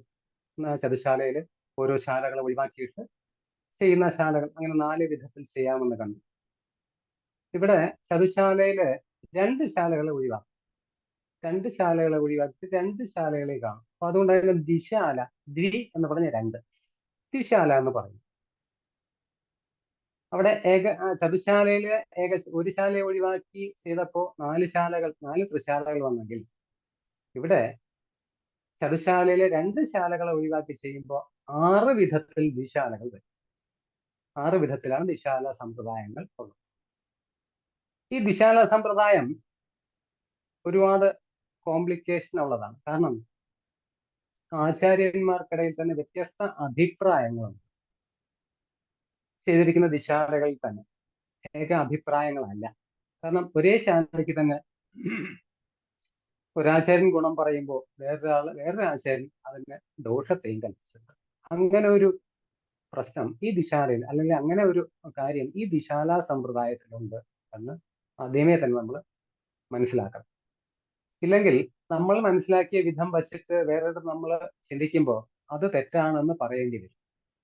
ഇങ്ങനെ ഒരേ ശാലയ്ക്ക് തന്നെ വ്യത്യസ്തമായിട്ടുള്ള പേരുകളും അതിന് ഗുണങ്ങളും പറഞ്ഞിരിക്കുമ്പോൾ അതിലേതാണ് അനുഭവത്തിൽ വരുന്നതെന്ന് നമ്മൾ നോക്കി മനസ്സിലാക്കി എടുക്കേണ്ടതാണ്. അങ്ങനെ ത്രിശാലാഭേദങ്ങളിൽ എന്തൊക്കെ ഗുണദോഷങ്ങൾ പറഞ്ഞു, അതുപോലെ തന്നെ ദിശാലകൾ 6 വിധത്തിൽ ചെയ്യുന്ന ദിശാലകൾക്കും ഗുണദോഷങ്ങളെ ആചാര്യൻ പറഞ്ഞിട്ടുണ്ട്. 6 വിധത്തിൽ എങ്ങനെയാണ് വരുന്നത്? കിഴക്കിനെയും പടിഞ്ഞാറ്റിനെയും മാത്രം ചേർത്ത് ചെയ്യുന്ന ഒരു സമ്പ്രദായം. ഇനി അവ രണ്ടും ഒഴിവാക്കിയിട്ട് ചെയ്യുന്ന സമ്പ്രദായം എന്ന് വെച്ചാൽ തെക്കിനെയും വടക്കിനെയും മാത്രമുള്ള സമ്പ്രദായം. ആദ്യത്തേത് കിഴക്കിനെയും പടിഞ്ഞാറ്റിനെയും ചേർത്ത് ചെയ്യുന്ന സമ്പ്രദായം. രണ്ടാമത് ഇവ രണ്ടും ഒഴിവാക്കി, അതായത് തെക്കിനെയും വടക്കിനെയും ചേർത്ത് ചെയ്യുന്ന സമ്പ്രദായം. അപ്പൊ 2 എണ്ണമാണ്. ഇനി അടുത്ത മൂന്നാമത്തത് തെക്കിനെയും പടിഞ്ഞാറ്റിനെയും ചേർത്ത് ചെയ്യുന്ന സമ്പ്രദായം. 4ാമത് പടിഞ്ഞാറ്റിനെയും വടക്കിനെയും ചേർത്ത് ചെയ്യുന്ന സമ്പ്രദായം. 5ാമത് വടക്കിനെയും കിഴക്കിനെയും ചേർത്ത് ചെയ്യുന്ന സമ്പ്രദായം. 6ാമത് കിഴക്കിനെയും തെക്കിനെയും ചേർത്ത് ചെയ്യുന്ന സമ്പ്രദായം. ഇങ്ങനെ 6 വിധത്തിലാണ് ആചാര്യന്മാർ ദിശാല വിഷയങ്ങളെ കുറിച്ച് നമുക്ക് പറഞ്ഞു തന്നിരിക്കുന്നത്. ഈ 6 വിധത്തിൽ പറഞ്ഞതിനും 6 വിധത്തിലുള്ള ഗുണദോഷങ്ങളെയും ആചാര്യൻ ഇവിടെ നമുക്ക് കൽപ്പിച്ച് തന്നിട്ടുണ്ട്, പറഞ്ഞിട്ടുണ്ട്. അപ്പൊ ദിശാലാഭേദങ്ങൾ എന്തൊക്കെയാണെന്നുള്ളതിനെ കുറിച്ചാണ് ഇവിടെ നമ്മൾ നോക്കുന്നത്. പ്രാക് പാശ്ചാത്യ വിഹീനതേ കാലഹം ഉദ്വോകം ച കാചാഭിതേ യാമ്യോദ അഗ്രഹിതേ അർദ്ധഹാനിരുദിത ചുല്ലി ഗൃഹാഖ്യേ ദ്വികേ പ്രാഗാദിദ്യുത യൂനിതേ ക്രമവശാൽ മൃത്യും ഭയം വിഗ്രഹം ച അർദ്ധാപ്തിം പ്രവദന്ത്യത ക്രമവശാൽ യാമ്യാദികം കൽപ്പയേ. പ്രാക് പാശ്ചാത്യ വിഹീനതേ. പ്രാക് പാശ്ചാത്യ വിഹീനതേ കലഹം ഉദ്വോകം ച കാചാഭിതേ യാമ്യോദ അഗ്രഹിതേ. യാമ്യ ഉദ അഗ്രഹിതേ അർദ്ധഹാനിരുദിത ചുല്ലി ഗൃഹാഖ്യേ ദ്വികേ പ്രാഗാദിദ്യുതയോനിതേ ക്രമവശാൽ മൃത്യും ഭയം വിഗ്രഹം ച അർദ്ധാപ്തിം പ്രവദന്ത്യത ക്രമവശാൽ യാമ്യാധികം കൽപ്പയേ. അപ്പൊ ഇവിടെ ആദ്യം തന്നെ പ്രാക് പാശ്ചാത്യ വിഹീനകെ കലഹമുദ്യോഗം ച കാചാഭിതേ.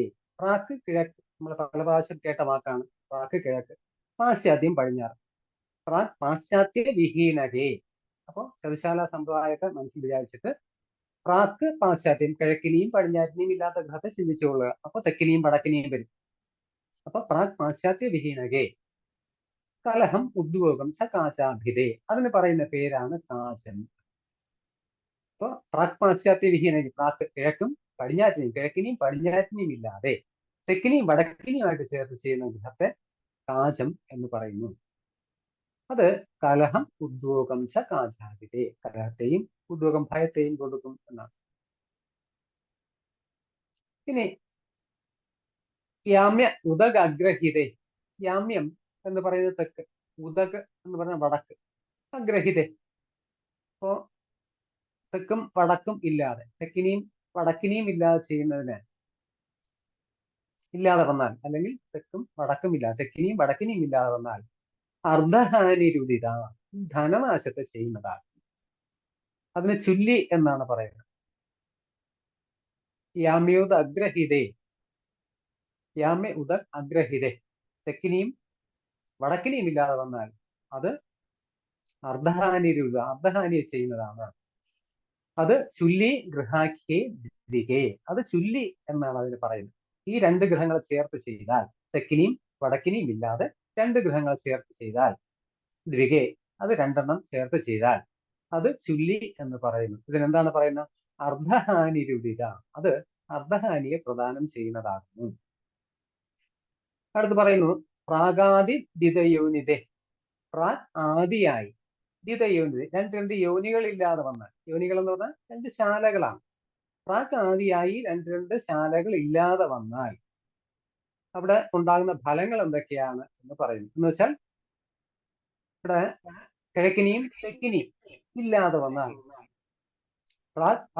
പ്രാഗാദി ദിതയോനിതെ ക്രമവശാൽ, കിഴക്കാദിയായി രണ്ട് ഗ്രഹങ്ങൾ ഇല്ലാതെ വന്നാൽ, ക്രമവശാൽ, അങ്ങനെ ക്രമത്താലെ വന്നാൽ, മൃത്യും ഭയം വിഗ്രഹം, മൃത്യു മരണം, ഭയം, വിഗ്രഹം, വിഗ്രഹം എന്ന് പറയുന്ന കലഹം എന്നാണ്. ച അർദ്ധാപ്തിം ധനാഗമം എന്ന് പറയുന്നു. മൃത്യും ഭയം വിഗ്രഹം ച അർദ്ധാപ്തി. അതെങ്ങനെയാണെന്ന് നോക്കാം. ഇവിടെ പ്രാഗാദിദ്യുതയോനിതെ, പ്രാഗ് ആദിയായി രണ്ട് യോനികൾ ഇല്ലാതെ വരിക, അതിന് ആദ്യത്തിന് മരണം, അതായത് കിഴക്കിനെയും തെക്കിനെയും ഇല്ലാതെ വരിക. അങ്ങനെ വന്നാൽ ഏത് വരും?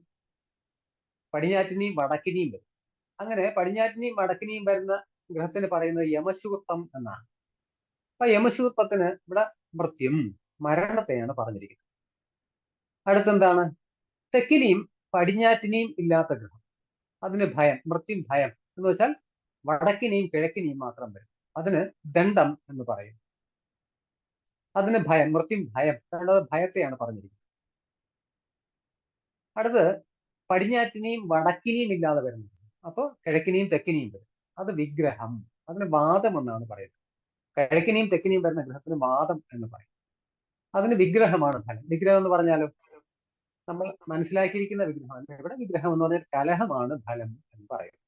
വിഗ്രഹം അർദ്ധാപ്തിയും, പിന്നെ ധനപ്രാപ്തിയാണ്. അതിന് ഏതൊക്കെയാണ്? അടുത്തിവിടെ വടക്കിനെയും കിഴക്കിനെയും ഇല്ലാതെ വന്നാൽ അത് സിദ്ധാർത്ഥം എന്ന് പറയും. അതിന് അർദ്ധാപ്തി, ധനലാഭമാണ് ഫലമായിട്ട് ആചാര്യൻ പറഞ്ഞിരിക്കുന്നത്. അർദ്ധാപ്തിയും പ്രവദന്ത്യത എന്ന് പറഞ്ഞ് പ്രവദിക്കുന്നു എന്ന് പറയുന്നു. അതക്രമവശാൽ, ഇതുകൊണ്ട് ക്രമത്താലെ യാമ്യാദിയും കൽപ്പിയത്, യാമ്യാദികളെ കൽപ്പിച്ചു കൊള്ളണം എന്നാണ്. അപ്പോ ഈ വിശാല സമ്പ്രദായത്തില് ഇപ്പോ കിഴക്കിനെയും പടിഞ്ഞാറ്റിനെയുള്ള ഗ്രഹമുണ്ട്, തെക്കിനെയും വടക്കിനെയും ഉള്ളതുണ്ട്. അപ്പൊ ഇങ്ങനെ 6 വിധത്തിൽ ഗ്രഹങ്ങളെ ആചാര്യൻ ഇവിടെ നമുക്ക് സൂചിപ്പിച്ചു തന്നു. അപ്പൊ ഇതിൽ തന്നെ ഈ ചന്ദ്രികയിൽ, പഴയ ചന്ദ്രികയിലും പുതിയ ചന്ദ്രികകളിലും ചില വകഭേദങ്ങൾ കാണുന്നു. ഈ പഴയ ചന്ദ്രികയിൽ തന്നെ യാമ്യ ഉദക് അഗ്രഹിതേ അർദ്ധഹാനിരുദിത സിദ്ധാർത്ഥകാഖ്യേദ്വികേ എന്ന് പറയുന്നു. ഇവിടെ കിഴക്കിനെയും പടിഞ്ഞാറ്റിനെയും ഉള്ളതിന് സിദ്ധാർത്ഥം എന്ന് പറയുന്നു. എന്നാൽ ചില പുതിയ ചന്ദ്രികയില് അതിന് ചുല്ലി എന്നാണ് പറയുന്നത്. അപ്പൊ ഇങ്ങനെ അഭിപ്രായ ഭേദങ്ങൾ ഈ വിശാല സമ്പ്രദായത്തിൽ നമുക്ക് കാണാൻ സാധിക്കുന്നുണ്ട്. അപ്പൊ ആ കാര്യങ്ങൾ കൂടെ നമ്മൾ ഒന്ന് മനസ്സിൽ വച്ചേക്കുക. എന്നിട്ട് വേണം നമ്മൾ ദിശാല സമ്പ്രദായങ്ങൾ എവിടെയെങ്കിലും കാണുമ്പോൾ അതിന്റെ ഗുണദോഷത്തെ നമ്മൾ ചിന്തിക്കേണ്ടത്. ഇപ്പൊ സാധാരണ നമുക്കിവിടെ പറയുന്ന വടക്കിനെയും കിഴക്കിനെയൊക്കെ വരുന്നതിന് യമദണ്ഡം, യമദണ്ഡം എന്നൊക്കെ പറയുന്നു. ഇതേ തന്നെ ചില ഗ്രന്ഥങ്ങളില് വാദം എന്നാണ് പറയുന്നത്. അപ്പൊ ഇങ്ങനെ ഈ ശാലകൾക്ക് വ്യത്യസ്തമായിട്ടുള്ള നാമങ്ങളെയും അതിന്റെ ഗുണദോഷങ്ങളെയും വ്യത്യസ്ത അഭിപ്രായങ്ങളോടുകൂടെ തന്നെ പറഞ്ഞിരിക്കുന്നു. അത് ഓരോ ആചാര്യന്മാർ കണ്ടെത്തിയ വിഷയങ്ങളാണ്. അത് ഏത് സാഹചര്യത്തിലാണ് അങ്ങനെ വന്നത് എന്നുള്ള വിഷയത്തെ നമ്മൾ നിരീക്ഷണത്തിൽ കൂടെ നമ്മൾ മനസ്സിലാക്കിയെടുക്കേണ്ടതാണ്.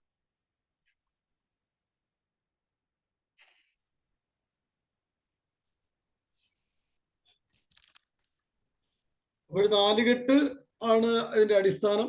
4 കെട്ട് അല്ലാതെ പ്രജീഷ് സാർ പറഞ്ഞതുപോലെ അതിന്റെ നമുക്ക് ചെയ്യാൻ മറ്റു നിർവാഹമില്ലെന്നുണ്ടെങ്കിൽ ഒരു ത്രിശാല ചെയ്യുന്നുണ്ടെങ്കിൽ അത് ഏതൊക്കെ ഒഴിവാക്കിയാൽ ഏതൊക്കെ നിലനിർത്തിയാൽ ഗുണം കിട്ടുമെന്നും കഴിഞ്ഞ ശ്ലോകം കൊണ്ട് പഠിച്ചു. ഇനി അതിനും പറ്റില്ലാത്തവർക്ക് ദിശാല എന്ന് പറയുമ്പോഴത്തേക്ക് 2 കെട്ട് എങ്ങനെ, ഇതിന്റെ ചുരുക്കത്തില് ഏറ്റവും എളുപ്പം മനസ്സിലാക്കാവുന്ന ഒറ്റ സംഗതിയേ ഉള്ളൂ.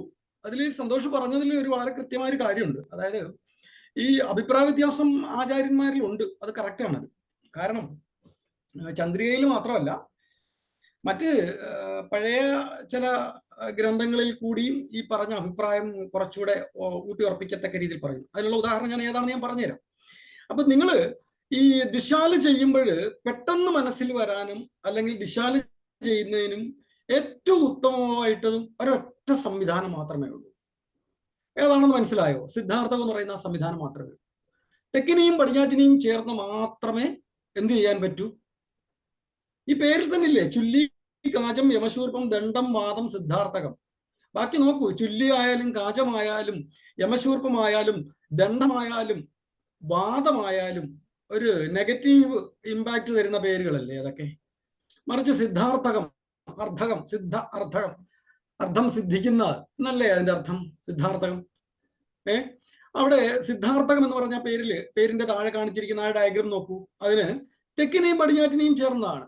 തെക്കിനെയും പടിഞ്ഞാറ്റിനെയും ചേർത്ത് മാത്രമേ ദിശാല ചെയ്യാൻ പാടുള്ളൂ. അതാണ് നിയമം. ഇത് ചന്ദ്രികയിൽ നമ്മൾ ഇപ്പൊ ഫോളോ ചെയ്തു വരുന്ന ചന്ദ്രികയിൽ അത് വളരെ കൃത്യമായിട്ട് പറഞ്ഞിരിക്കുന്ന ചന്ദ്രികയിലെ ഡയഗ്രം തന്നെയാണ് നമ്മളിപ്പോ കാണിച്ചിരിക്കുന്നത്. ഇത് കൂടാതെ ചില പഴയ ഗ്രന്ഥങ്ങളില് ഇത് കൂടാതെ ഇപ്പൊ ഇതിനകത്ത് പറഞ്ഞിരിക്കുന്നതായ ചുല്ലി ഉണ്ടല്ലോ, ചുല്ലി ഗ്രഹം എന്ന് പറയുന്നത് കിഴക്കിനെയും പടിഞ്ഞാറ്റിനെയും മാത്രമായിട്ടുള്ള ഈ ചുല്ലി ഗ്രഹം മധ്യമ സമ്പ്രദായമായിട്ട് സ്വീകരിക്കാമെന്ന് പറയുന്നു. പൂർണ്ണമായിട്ടല്ല, സിദ്ധാർത്ഥകത്തിന്റെ അത്രയും ഗുണം കിട്ടുമെന്നുള്ളതല്ല ആചാര്യം പറഞ്ഞത്. അത് ചന്ദ്രികയിലല്ല പറയുന്നത്, മറ്റ് ഗ്രന്ഥങ്ങളിൽ പറയുന്നത് പ്രകാരം നോക്കിയാൽ മംഗലപാഠമാണോ വാസ്തു കൗമുദിയോ വാസ്തു വിദ്യയോ മറ്റോ ആണെന്ന് തോന്നുന്നു. അത് നമുക്കൊന്നുകൂടെ നോക്കാം. ഏതായാലും നമ്മുടെ 18 ആചാര്യന്മാരിൽ ഈ പറഞ്ഞതുപോലെ 18 ആചാര്യന്മാരിൽ ചിലര് സ്റ്റെപ്പുകൾ, അതായത് വീടിനകത്തേക്ക് കയറുന്ന സ്റ്റെപ്പുകൾ അല്ലെങ്കിൽ ഗോവണിപ്പടികള് ഒരാള് ഓജമാകാമെന്ന് ഒറ്റയാകാമെന്ന് പറഞ്ഞപ്പോൾ, അല്ല 9 പേര് ഒറ്റയാകാമെന്ന് പറഞ്ഞപ്പോൾ 9 പേര് ഇരട്ടയാകാമെന്നും പറഞ്ഞ പോലെ ചില അഭിപ്രായ വ്യത്യാസങ്ങളൊക്കെ ഉണ്ട് ഇതിനകത്ത്. ഇതിൽ ഒരു അഭിപ്രായ വ്യത്യാസവും ഇല്ലാതെ പഴയതും പുതിയതും എല്ലാമായിരിക്കുന്ന ഗ്രന്ഥങ്ങളിലും നമ്മുടെ ഇപ്പോഴത്തെ പൂർവാചാര ദേശാചാര ക്രമമൊക്കെ അനുസരിച്ച് നോക്കിയാൽ സിദ്ധാർത്ഥകം മാത്രമേ ഉള്ളൂ നമുക്ക് ദിശാല സംവിധാനത്തിൽ ചെയ്യാൻ പറ്റുന്നത്. ഇനി ചുല്ലി എന്ന് പറഞ്ഞ് പേര് കൊടുത്തിരിക്കുന്നത് അതൊന്ന് ആ ഡയഗ്രം ഒന്ന് നോക്കിയാൽ കിഴക്കിനെയും പടിഞ്ഞാറ്റിനെയുമായിരിക്കുന്നതായ ഗൃഹം വേണ്ടി വന്നാൽ ചെയ്താൽ അത് കുറച്ചു നാളത്തേക്കൊന്നും വലിയ ദോഷമൊന്നും ഉണ്ടാവാത്ത രീതിയിൽ കണ്ടിട്ടുണ്ടെന്നേ ആചാര്യനും പറഞ്ഞുള്ളൂ. പൂർവാചാര്യൻ കണ്ടിട്ടുണ്ടെന്ന് മാത്രമേ പറഞ്ഞിട്ടുള്ളൂ, ചെയ്യാനല്ല പറഞ്ഞിട്ടുള്ളത്. ചുല്ലി എന്നുള്ള പേരിൽ കിഴക്കിനെയും പടിഞ്ഞാറ്റിനെയും ചെയ്ത് കണ്ടിട്ടുണ്ട്. അത് കുറച്ചു നാളൊക്കെ വലിയ പ്രശ്നമൊന്നും ഇല്ലാതെ കാണിക്കുന്നുണ്ട്, കണ്ടിട്ടുണ്ട് എന്ന് പറയും. ബാക്കി കാജം എന്ന് പറയുന്നത് തെക്കിനെയും വടക്കിനെയുമാണ്. ഈ തെക്കിനെയും വടക്കിനെയും തമ്മിൽ ഒരു ആജന്മ ശത്രുതയുണ്ട്. എന്താണ് ആജന്മ ശത്രുത? ഒന്ന് സിംഹവും ഒന്ന് ആനയുമാണ്. ഇവര് തമ്മിൽ തന്നെ പരസ്പരം ഒരിക്കലും യോജിച്ചിട്ടില്ല എന്നാണ് പറയുന്നത്. സിംഹവും ആനയും തമ്മിൽ പരസ്പരം മത്സരമായിരുന്നു. ഇവർ തമ്മിൽ ബദ്ധവൈരാഗികളാണ് സിംഹവും ആനയും. ഒന്ന് തെക്കിനി എന്ന് പറയുന്നത് സിംഹവും വടക്കിനി എന്ന് പറഞ്ഞത് ഗജയോനിയായ ആനയുടെയാണ്. അപ്പൊ ഇവര് തമ്മിൽ ഒരു കാരണവശാലും യോജിക്കാൻ പാടില്ല. അപ്പൊ നോക്കൂ, കിഴക്കിനിയും തെക്കിനിയും ഇല്ലാതെ വരുന്ന യമശൂർപ്പം ആ പേരിൽ തന്നെ ഉണ്ടല്ലോ, അതും നമുക്ക് ഉപയോഗിക്കേണ്ടെന്ന് തന്നെ ആചാര്യം പറഞ്ഞു. അടുത്തത് ദണ്ഡം എന്ന് പറയുമ്പോഴത്തേക്ക് കിഴക്കിനെയും വടക്കിനെയുമാണ്. അതായത് തെക്കിനെയും പടിഞ്ഞാറ്റിനെയും ഉപേക്ഷിച്ചിട്ട്, ഈ തെക്കിനെയും പടിഞ്ഞാറ്റിനെയും ഉപേക്ഷിച്ചാൽ കിഴക്കിനെയും വടക്കിനെയും വരും. തെക്കിനെയും പടിഞ്ഞാറ്റിനെയും ചേർന്നാൽ മാത്രമേ സിദ്ധാർത്ഥകമാവൂ. അപ്പൊ ഇവിടെ വാദം എന്ന് പറയുന്നത് കിഴക്കിനെയും തെക്കിനെയും കൂടെ ചേർന്നാണ്. കിഴക്കിനെയും തെക്കിനെയും കൂടെ ചേർന്നാലും അത്ര സുഖമല്ല, അത് ഉപേക്ഷിക്കാനെന്നാണ് പറയുന്നത്. ഇവിടെ ആകെ നമ്മുടെ ചന്ദ്രികാകാരൻ ചന്ദ്രികയിൽ നല്ല സ്പഷ്ടമായിട്ട്, ചന്ദ്രിക നിർമ്മിച്ചിരിക്കുന്നത് തന്നെ ഒരുപാട് ഗ്രന്ഥങ്ങൾ അവലംബിച്ച് സൂക്ഷ്മ നിരീക്ഷണം നടത്തി അത് സ്ഫുടം ചെയ്തെടുത്തിട്ടാണ് ചന്ദ്രിക നിർമ്മിച്ചിരുന്നത്. നമ്മൾ ആദ്യത്തെ ക്ലാസ്സുകളിൽ പറഞ്ഞല്ലോ. അപ്പൊ ചന്ദ്രിക തന്നെയാണ് കേരളത്തിന്റെ ആധികാരികമായ വാസ്തുശാസ്ത്ര ഗ്രന്ഥം മനുഷ്യാലയ നിർമ്മാണത്തിൽ. അതിൽ ഈ പറഞ്ഞിരിക്കുന്ന പ്രകാരം നോക്കിയാൽ ആകെ ദിശാല സംവിധാനത്തിൽ സിദ്ധാർത്ഥം എന്ന് പറയുന്ന തെക്കിനെയും പടിഞ്ഞാറ്റിനെയും ചേർന്ന ഗ്രഹം മാത്രമേ ഉള്ളൂ. അതൊരു ഭാഷാ ശ്ലോകം തന്നെ പറയുന്നുണ്ട്, ഒന്നെങ്കിൽ പുര തെക്കിനേത് തത്മുടൻ പാശ്ചാത്യവും ചേർന്നു. ഒറ്റ ഗ്രഹമായിട്ടാണെന്നുണ്ടെങ്കിൽ അത് തെക്കിനെയും, രണ്ട് ഗ്രഹമായിട്ടാണെന്നുണ്ടെങ്കിൽ പടിഞ്ഞാറ്റിനെയും ചേർന്ന് സിദ്ധാർത്ഥമായിടും എന്ന് അത് തന്നെ ചെയ്യാനേ പറയുന്നുള്ളൂ. അത് തന്നെ ആയിരിക്കും നല്ലത്. പിന്നീട് ഈ ആദ്യത്തെ പറഞ്ഞ ഈ കാജം എന്ന് പറയുന്ന സംവിധാനം കിഴക്കിനെയും പടിഞ്ഞാറ്റിനെയും ആയിരിക്കുന്നത് പൂർവ്വഗ്രന്ഥങ്ങളിലൊക്കെ, പഴയ ഗ്രന്ഥങ്ങളിൽ, പഴയ ഭാഷാ ശ്ലോകങ്ങളിലും ഒക്കെ കണ്ടുവന്നിട്ടുണ്ടെന്ന് പറയുന്നെങ്കിലും ആചാര്യൻ അങ്ങനെ അത് കണ്ടിട്ടുണ്ടെന്ന് മാത്രമേ പറയുന്നുള്ളൂ. അങ്ങനെ ചെയ്തു നമ്മുടെ ഇപ്പൊ ഈ കാലഘട്ടത്തിൽ ചെയ്യാനായിട്ട് പറയുന്നില്ല. മറിച്ച് തെക്കിനെയും വടക്കിനെയും മാത്രമായിട്ടുള്ളതാണെന്നുണ്ടെങ്കിൽ അത് ആജന്മ ശത്രുക്കൾ തന്നെയാണ്. അതുപോലെ തന്നെയാണ് കിഴക്കിനെയും തെക്കിനെയുമായിട്ട് ചേർന്നാലും ശത്രുക്കളാണ്. കിഴക്കിനെയും വടക്കിനെയുമായിട്ട് ചേർന്നാലും അതും ശത്രുതയാണ് വരുന്നത്. ഇവിടെ നമുക്ക് കോമൺ ആയിട്ട് നോക്കിയാൽ മനസ്സിലാകുന്നത് തെക്കിനെയും പടിഞ്ഞാറ്റിനെയും കൂടെ ചേർന്ന് വരുന്ന സിദ്ധാർത്ഥകത്തിന്റെ മുഖം ഏതാണ്ട് വരുന്നത് കിഴക്കോട്ടും വടക്കോട്ടുമാണ്. അപ്പൊ വടക്കോട്ട് ദർശനമുള്ള ഗ്രഹവും കിഴക്കോട്ട് ദർശനമുള്ള ഗ്രഹവും കൂടെ ചേർന്ന് വന്നാൽ ഉത്തമമായിടുമെന്നും, ഒറ്റ ഗ്രഹമാണെന്നുണ്ടെങ്കിൽ വടക്കോട്ടും കിഴക്കോട്ടും മാത്രമായിട്ട് ചെയ്യാനോ ആചാര്യം പറഞ്ഞതിന്റെ പരമ്പൊരുള്, അതായത് യഥാർത്ഥ അന്തസത്ത ഈ ഒരൊറ്റ സംവിധാനമായ സിദ്ധാർത്ഥകം എന്ന് പറയുന്നതിനകത്തുണ്ട്. അതൊന്ന് നോട്ട് ചെയ്ത് വെച്ചാൽ മതിയാവും. ദിശാല ചെയ്യുമ്പോഴത്തേക്ക് ആകെ ചെയ്യാൻ പറ്റുന്നത് ഇത് മാത്രമാണ്. മറ്റേത് അഥവാ ചെയ്താൽ തന്നെയും ചെയ്യാനെന്ന് പറഞ്ഞിട്ടില്ല, ചെയ്ത് കണ്ടിട്ടുണ്ട്, അത് വലിയ കുഴപ്പമില്ലാതെ ചില സ്ഥലങ്ങളിലൊക്കെ കണ്ടിട്ടുണ്ട് എന്ന് മാത്രമേ പറഞ്ഞിട്ടുള്ളൂ. അതും കൂടെ ഓർത്തിരിക്കുന്നത് നല്ലതായിരിക്കും. ഓക്കെ,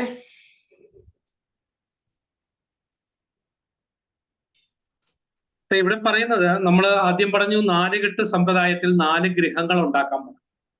അത് കഴിഞ്ഞ് നമുക്ക് ചെയ്യാൻ പറ്റാത്ത സാഹചര്യം വന്നു പോയി കഴിഞ്ഞാൽ അതിലെ ഏതെങ്കിലും ഒരു ഗ്രഹം ഒഴിവാക്കുന്നതിനെ കുറിച്ചും, അത് കഴിഞ്ഞിട്ട് ഇപ്പോൾ പറയുന്നു നമുക്ക് 2 ഗ്രഹങ്ങളെ നമുക്ക് ഒഴിവാക്കാം. അപ്പൊ ഈ 2 ഗ്രഹങ്ങൾ ഒഴിവാക്കിയാലുള്ള ഫലത്തെക്കുറിച്ചാണ് അവർ പറഞ്ഞിരിക്കുന്നത്. അതിനുള്ള ദോഷങ്ങളെ കുറിച്ചാണ് അവരിവിടെ പറഞ്ഞിരിക്കുന്നത്. നിങ്ങൾ ഏതെങ്കിലും വീടുകൾ ചെയ്യുന്ന സമയത്ത് ഇവിടെ 2 വീടുകൾ നമ്മൾ ചെയ്യും. ഈ വീട് ചെയ്യുന്നു, ഇതും ചെയ്യുന്നു, ഇതും ചെയ്യുന്നു. അങ്ങനെയാണെങ്കിൽ ആ ഒരു വീടിനെ സംബന്ധിച്ചിടത്തോളം നമുക്ക് ധനനാശമാണ് ഫലം. അടുത്തതായിട്ട് നമ്മളിത് ഇവിടെ ഇങ്ങനെ 2 വീടുകൾ ചെയ്യും. അങ്ങനെ ചെയ്യുകയാണെങ്കിൽ നമ്മൾ ഒഴിവാക്കുന്നത് ഇത് ഇത്രയും ഒഴിവാക്കുകയാണ്. അങ്ങനെ ചെയ്യുകയാണെങ്കിൽ അത് കലഹത്തെയാണ് തരുന്നത്. അപ്പൊ ഇവിടെ നമ്മൾ ഈ മധ്യത്തിൽ അങ്കണം കൊടുത്തിട്ട് അങ്കണത്തിന് 2 വശത്തായി 2 വീടുകൾ ചെയ്യും. അങ്ങനെ ചെയ്തു കഴിഞ്ഞാൽ അതായത് തെക്കും വടക്കും ആയിട്ട് 2 വീടുകൾ നമ്മൾ ചെയ്തു കഴിഞ്ഞാൽ അത് കലഹത്തെ ചെയ്യും. അടുത്തതായിട്ട് നമുക്ക് അങ്കണത്തിന്റെ ഈ ഭാഗത്തായിട്ട് ഇവിടെയും ചെയ്യുന്നു, ഇവിടെയും ചെയ്യും. അപ്പൊ നിങ്ങൾ നമ്മുടെ ഭാഷയിൽ പറഞ്ഞ കിഴക്ക് മുഖമായിട്ടും നമ്മള് തെക്ക് മുഖമായിട്ടും നമ്മളൊരു വീടുകളുണ്ട്. അങ്ങനെ ചെയ്തു കഴിഞ്ഞാലും നമുക്ക് ദുരിതത്തെ ചെയ്യും. അടുത്തതായിട്ട് ഇവിടെയാണ് ചെയ്യുന്നത്, ഇങ്ങോട്ട് നോക്കി ചെയ്യുന്നു, ഇങ്ങോട്ട് നോക്കി വിടുകയും. അപ്പൊ ഈ രീതിയിൽ ചെയ്യും. അങ്ങനെ ആയിക്കഴിഞ്ഞാൽ അത് ഭയത്തെ ചെയ്യും. അടുത്ത് ഇങ്ങനെ ചെയ്യുന്നു, അതായത് ഈ ഷേപ്പിൽ നമ്മൾ ഒരു വീടുണ്ടാക്കും. ഇതും കലഹത്തെ ചെയ്യും. അപ്പൊ ഇവിടെ പടിഞ്ഞാറോട്ട് മുഖമായിട്ട് കിട്ടുന്നുണ്ട്, ഇവിടെ വടക്കോട്ട് മുഖമായിട്ട് കിട്ടും. അപ്പൊ അതിന് സാറ് പറയുന്നത് ഓപ്പോസിറ്റ് ആണ്, ഓപ്പോസിറ്റ് വാക്കാണ്. ഇതിനെ പടിഞ്ഞാറ് മുഖത്തിനെ നമ്മൾ കിഴക്കിനി എന്ന് പറയുന്നു, ഇതിനെ നമ്മൾ തെക്കിനി എന്ന്. അടുത്ത് പിന്നെയാണ് ഏറ്റവും നല്ലതായിട്ട് ഇവർ പറയുന്നത് ഈ വീട്. അപ്പൊ ഈ വീടിനെ സംബന്ധിച്ചിടത്തോളമാണ് സിദ്ധാർത്ഥം എന്ന് പറയുന്നത്. ഇത് ധനലാഭത്തെ. അപ്പൊ നമുക്ക് ഒന്നുകൂടെ റിപ്പീറ്റ് ചെയ്യാം. നമ്മൾ ആദ്യം പഠിച്ചു മധ്യത്തൊരു അങ്കണം ഉണ്ടാക്കുന്നു. അങ്കണത്തിന്റെ 4 വശത്തായിട്ട് 4 വീടുകൾ ഉണ്ടാക്കുന്നതിനെയാണ് നമ്മൾ നാലുകെട്ട് എന്ന് പറയുന്നത്. മധ്യത്തിൽ ഇങ്ങനെ ഒരു അങ്കണം ഉണ്ടാക്കി, അങ്കണത്തിന്റെ 4 വശത്തായിട്ട് നമ്മൾ 4 വീടുകൾ ഉണ്ടാക്കി. അപ്പൊ ഇതിനെ നാലുകെട്ട് സമ്പ്രദായം പറഞ്ഞു. അതിനുശേഷം പറഞ്ഞു, ഇതിൽ ഏതെങ്കിലും ഒരു വീട് നമ്മൾ ഒഴിവാക്കിയാൽ എന്താണ് ഫലം? ഇപ്പൊ ഉദാഹരണമായിട്ട് ഈ വീട് ഒഴിവാക്കുന്നു, അല്ലെങ്കിൽ ഇത് ഒഴിവാക്കുന്നു, അല്ലെങ്കിൽ ഇത് ഒഴിവാക്കുന്നു. ഇങ്ങനെ 4-ൽ ഏതെങ്കിലും ഒരെണ്ണം ഒഴിവാക്കുന്നതിനെ കുറിച്ചാണ് ആദ്യം പറഞ്ഞത്. പിന്നീട് പറഞ്ഞു, നമുക്ക് സ്ഥല സൗകര്യവും മറ്റു കാര്യങ്ങളോ അല്ലെങ്കിൽ മറ്റു കാരണങ്ങളെ കൊണ്ടൊക്കെ നമുക്ക് ചിലപ്പോൾ 2 ഗൃഹങ്ങൾ ഒഴിവാക്കേണ്ടി വരും. അങ്ങനെ 2 ഗൃഹങ്ങൾ ഒഴിവാക്കുകയാണെങ്കിൽ ഏതൊക്കെ ഗൃഹങ്ങൾ ഒഴിവാക്കണം, അല്ലെങ്കിൽ അങ്ങനെ നിങ്ങൾ ഒഴിവാക്കി കഴിഞ്ഞാൽ വരുന്ന ദോഷത്തെക്കുറിച്ചാണ് ഇവരുടെ. അപ്പൊ 2 ഗൃഹങ്ങളാണ് നിങ്ങൾ ചെയ്യുന്നത് എങ്കിൽ അതില് ഈ പറയുന്ന സിദ്ധാർത്ഥത്തെയാണ് നമ്മൾ ചെയ്യേണ്ടത്. ധനലാഭം അവിടെ കിട്ടുന്നു, മറ്റടുത്ത് ധനനാശം, അടുത്തത് കലഹം, അടുത്ത മരണഭയം, മരണം, അടുത്തത് ഭയം, അടുത്തത്. അപ്പൊ ഈ ഒരു വീട് ഒഴിച്ച് ബാക്കിയുള്ളതിലൊന്നും തന്നെ നമുക്ക് 2 എണ്ണം ചെയ്യാൻ പറ്റില്ല എന്നതാണ്. അപ്പൊ ഇത് നമ്മുടെ ഭാഷയിൽ പറഞ്ഞാൽ ദാ ഇതുപോലെ ഇരിക്കും. ഇവിടെ 2 വീടുകൾ ചെയ്തിട്ടുണ്ട്, ഇവിടെ തിരിച്ച് 2 വീടുകൾ ചെയ്തിരിക്കുന്നു, അടുത്തത് ഇവിടെ ഇങ്ങനെ ഒരു വീട് ചെയ്തേക്കുന്നു. അപ്പൊ ഇതൊക്കെ മരണഭയത്തെ ചെയ്യും. ഇതാണെങ്കിൽ നമുക്ക് ഭയത്തെ ചെയ്യുന്നു, ഇതാണെങ്കിൽ കലഹത്തെ ഉണ്ടാക്കുന്നു. ഇത് മാത്രമാണ് നമുക്ക് ധനലാഭത്തെ ചെയ്യുന്നത്. അപ്പൊ ഈ രീതിയിൽ നമ്മളൊരു വീടുണ്ടാക്കാനാണ് നമ്മൾ പറയുന്നത്. അപ്പൊ ഇതിലെന്തെങ്കിലും സംശയങ്ങളുണ്ടെങ്കിൽ ചോദിക്കും.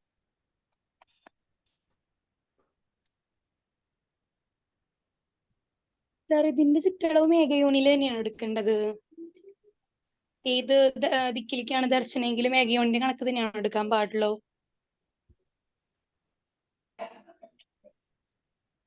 സാറേ മറുപടി പറഞ്ഞോളൂ. ചോദ്യം കേട്ടില്ല, ചോദ്യം വ്യക്തമായില്ല. എന്താ പറഞ്ഞേ? നമ്മള് ഏത് ദിക്കിലേക്ക് നോക്കിക്കഴിഞ്ഞാലും മേഘയോനിയുടെ തന്നെ കണക്കാണോ ഇവിടെ എടുക്കുന്നത്? ദിശാലയിലും അല്ല, ദിശാലയിൽ 2 ശാലകൾ ചേരുമ്പോഴത്തേക്ക് പടിഞ്ഞാറ്റിനിക്ക് ചെയ്യുന്നത് ഏതാ കണക്ക്? പഞ്ചയോനിയല്ലേ. തെക്കിനിക്ക് ചെയ്യുന്ന ഏതാ കണക്ക്? ത്രിയോനിയല്ലേ. ഓക്കെ, സെപ്പറേറ്റ് ചെയ്യുന്നതാണ്. സെപ്പറേറ്റ് ചെയ്യുക. പക്ഷെ അത് തമ്മിൽ 2 കൂടെ കൂട്ടി ചേർന്നാൽ ഏകയോനി വരുത്തണം. ഓക്കെ. മറ്റേല് ചെയ്ത പോലെ തന്നെ ത്രിശാലയിൽ ചെയ്ത. Okay sir, okay. ഇതിലിപ്പോ ഫസ്റ്റ് കണ്ട ഇമേജും സെക്കൻഡ് കണ്ട ഇമേജിന്റെയും 3D എങ്ങനെയാന്ന് കറക്റ്റ് മനസ്സിലായിട്ടില്ല. എങ്ങനെയാണ് വരണേന്ന്. ബാക്കിയുള്ളതിനൊക്കെ 3D 3, 4, 5, 6 ഒക്കെ സങ്കല്പിക്കാൻ പറ്റുന്നുണ്ട്. പക്ഷെ ഇതിലെ 1, 2 അങ്ങനെ ഇങ്ങനെ ഒരു കണക്ഷനും ഇല്ലാണ്ട് നിക്കണേന്ന് മനസ്സിലാകുന്നില്ല. കണക്ഷൻ ഇല്ലല്ലോ. കണക്ഷൻ ഇല്ല. മറ്റു ഇതിനെ കണക്ട് ചെയ്യുന്ന ആ 2 സംഗതികളും തമ്മിൽ വേർപെടുത്തി സാർക്ക് വരച്ചില്ലേ? അതാണ് അതിന്റെ. അത് അങ്കണമാണ്. അങ്കണത്തിന്റെ കിഴക്കുവശത്തും പടിഞ്ഞാറ് വശത്തും ഓരോന്ന് നിൽക്കുന്നു. തെക്കുവശവും വടക്കുവശവും ഇല്ല. മറ്റേത് കിഴക്കുവശവും പടിഞ്ഞാറ് വശവും ഇല്ല, തെക്കുവശവും വടക്കുവശവും ഉണ്ട്. കറക്റ്റ് ആയില്ലേ? മനസ്സിലായി. പക്ഷെ അങ്ങനത്തെ കണ്ടിട്ടില്ല വീടുകള് പൊതുവെ. ഇല്ലല്ലോ, അതത്ര ദുരിതം ഉണ്ടാക്കുന്നതല്ലേ മറലേ, പിന്നെങ്ങനെ കാണുന്നേ? അതെ. അത് നിങ്ങൾ കണ്ടിട്ടില്ലെങ്കിലും ഞാൻ ഇടയ്ക്ക് 1, 2 സ്ഥലത്തൊക്കെ കണ്ടിട്ടുണ്ട് പഴയ ഗ്രഹം. അത് അതിൽ ആദ്യത്തെ പൊസിഷൻ ഞാൻ കണ്ടിട്ടുണ്ട്. പിന്നീട് ഞാനത് കൂട്ടിക്കെട്ടി കൊടുക്കുകയും ചെയ്തിട്ടുണ്ട്. മെർലിൻ, ഇവിടെ നോക്കേണ്ടത് നമ്മളൊരു വീടുണ്ടാക്കി അതിന്റെ ബാക്കിലായിട്ട് ഇതുപോലൊരു വീട് കൂടെ ഉണ്ടാക്കി അങ്കണം കൂടെ വന്നു കഴിഞ്ഞാൽ ഈ ദോഷം വന്നു കഴിഞ്ഞു. അതിനാണ് നമ്മളിപ്പോ ഇത് പഠിക്കുന്നത്. അങ്കണം ഉണ്ടാവണല്ലോ, ചുമ്മാ സ്പേസ് ഉണ്ടായിട്ട് കാര്യമില്ലല്ലോ. അങ്കണം തന്നെ ഉണ്ടാവണ്ടേ അവിടെ? അത് അവിടെ അങ്കണത്തിന്റെ കണക്കില്ലാതെ വെറുതെ അങ്ങനെ 2 എണ്ണം ഉണ്ടാക്കിയാൽ ഇവര് തമ്മിൽ ഈ പറഞ്ഞതായ ദോഷങ്ങൾ മാത്രമേ ചെയ്യൂ. അവിടെ അങ്കണം എന്ന് പറയുന്നത് കണക്കില്ലാതെ വന്നോട്ടെ, ഓക്കെ. വീടിനും കണക്കില്ലാതെ തന്നെ വന്നോട്ടെ. ഒറ്റ പറമ്പില് ഇതുപോലെ 2 ഗ്രഹങ്ങൾ വെച്ചാൽ, അങ്ങനെ 2 ഗ്രഹങ്ങൾ വെക്കുന്നത് ഉപാലയങ്ങൾ എന്തൊക്കെ വെക്കണം, അത് ഏകശാലയുടെ ഫ്രണ്ടിൽ എന്തൊക്കെ വരാമെന്നുള്ളത് ഇനി മുന്നോട്ട് ക്ലാസ് വരുമ്പോൾ മനസ്സിലാവും. അവിടെ മനുഷ്യാലയത്തിനായിട്ട് 2 ഗ്രഹങ്ങൾ അങ്ങനെ ആ രീതിയിൽ പാടില്ല. അതിൽ ഒന്ന് ചിലപ്പോൾ പശുത്തൊഴുത്തോ മറ്റോ ആകാം. പക്ഷെ അത് മനുഷ്യാലയത്തിന് സമാന്തരമായിട്ട് ചെയ്യുമ്പോൾ അതിന് കുറച്ച് നിയമങ്ങളൊക്കെ ഉണ്ടാവും. കളപ്പുര അതൊക്കെ ചെയ്യാം. പക്ഷെ അതിന് നിയമമുണ്ട്. അതിന്റെ എന്തുമാത്രം ദൂരം ഉണ്ടാകണം, അതിനെന്ത് കണക്കെടുക്കണം എന്നൊക്കെ. അത് പുറകിൽ നമുക്ക് പഠിക്കാം. ഇപ്പൊ ഇത് മനുഷ്യാലയങ്ങളാണ്. ആ 2 രീതിയിലുള്ള മനുഷ്യാലയങ്ങൾ വെച്ചാൽ അത് ദോഷം.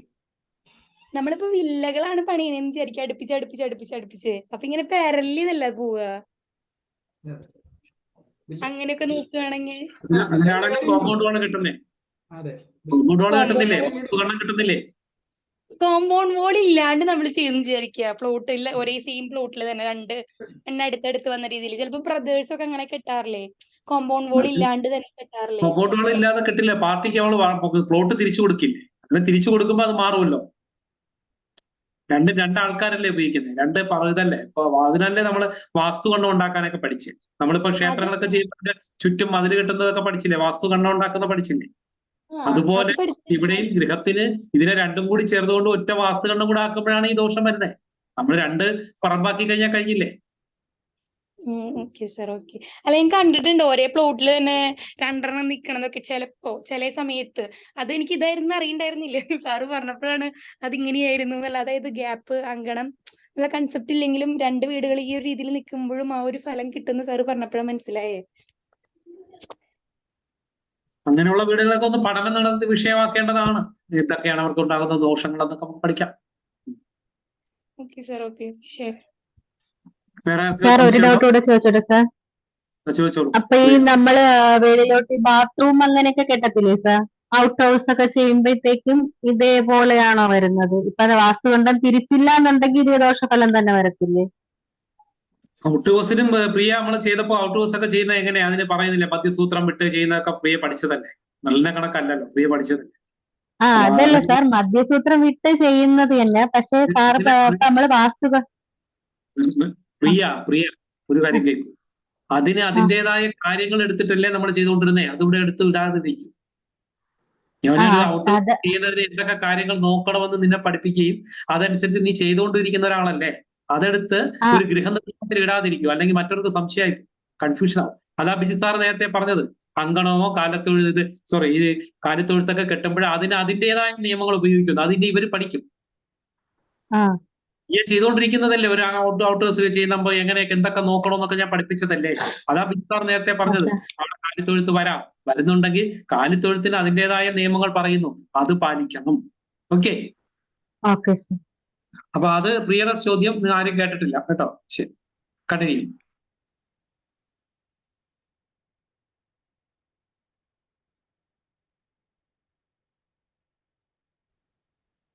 വേറെ ആർക്കെങ്കിലും സംശയങ്ങളുണ്ടോ?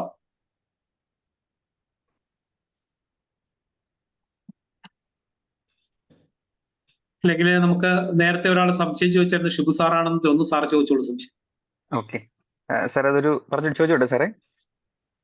ചോദിച്ചോളൂ. അപ്പൊ ഇന്നത്തെ ക്ലാസ് നമുക്ക് ഈ സബ്ജക്ട് പ്രകാരമുള്ളത് നിർത്താം. എന്നിട്ട് സാറിന്റെ സംശയം എന്താണെന്ന് വെച്ചാൽ ചോദിക്കാം. അതിൽ ഇപ്പോൾ പറയേണ്ടതാണെങ്കിൽ പറയാം, അല്ലെങ്കിൽ നമുക്ക് അടുത്ത ക്ലാസ്സിലേക്ക് എന്തായാലും ചോദിച്ചു. ഓക്കെ സാർ, ഒരു സൈറ്റ് കൺസ്ട്രക്ട് ചെയ്യാൻ വേണ്ടി പോയായിരുന്നു. ആ ഒരു ക്ഷേത്രത്തിന്റെ അടുത്താണ് ആ സൈറ്റ്. ആക്ച്വലി ആ ക്ഷേത്രത്തിന്റെ ഫേസ് വരുന്നത് തെക്ക് കിഴക്ക് ഭാഗത്തായിരുന്നു. നമ്മുടെ ലാൻഡ് ഫ്രണ്ട് വരുന്നത് വടക്ക് ദർശനമാണ് വരുന്നത്. അത് ഒരു ഉഗ്രമൂർത്തി ഭദ്രകാളി ക്ഷേത്രം എന്ന് പറഞ്ഞത്. അപ്പോൾ ഒരു ചെറിയൊരു വീടാണ്, 1000 സ്ക്വയർ ഫീറ്റ് വെക്കണമെന്ന് പറഞ്ഞത്. 2 നിലയ്ക്കുള്ള പ്ലാനാണ് വരച്ചു കൊടുത്തത്. അപ്പോൾ അവിടുത്തെ പോറ്റി പറഞ്ഞു ഈ സ്ഥലത്ത് 2 നില വെക്കാൻ പാടില്ല എന്ന് പറഞ്ഞു. അപ്പോൾ അതുമായി ബന്ധപ്പെട്ടാണ് സാർ സംശയം. നമുക്കത് പ്രാക്ടിക്കൽ ആണോ അല്ലയോ എന്നറിയണം.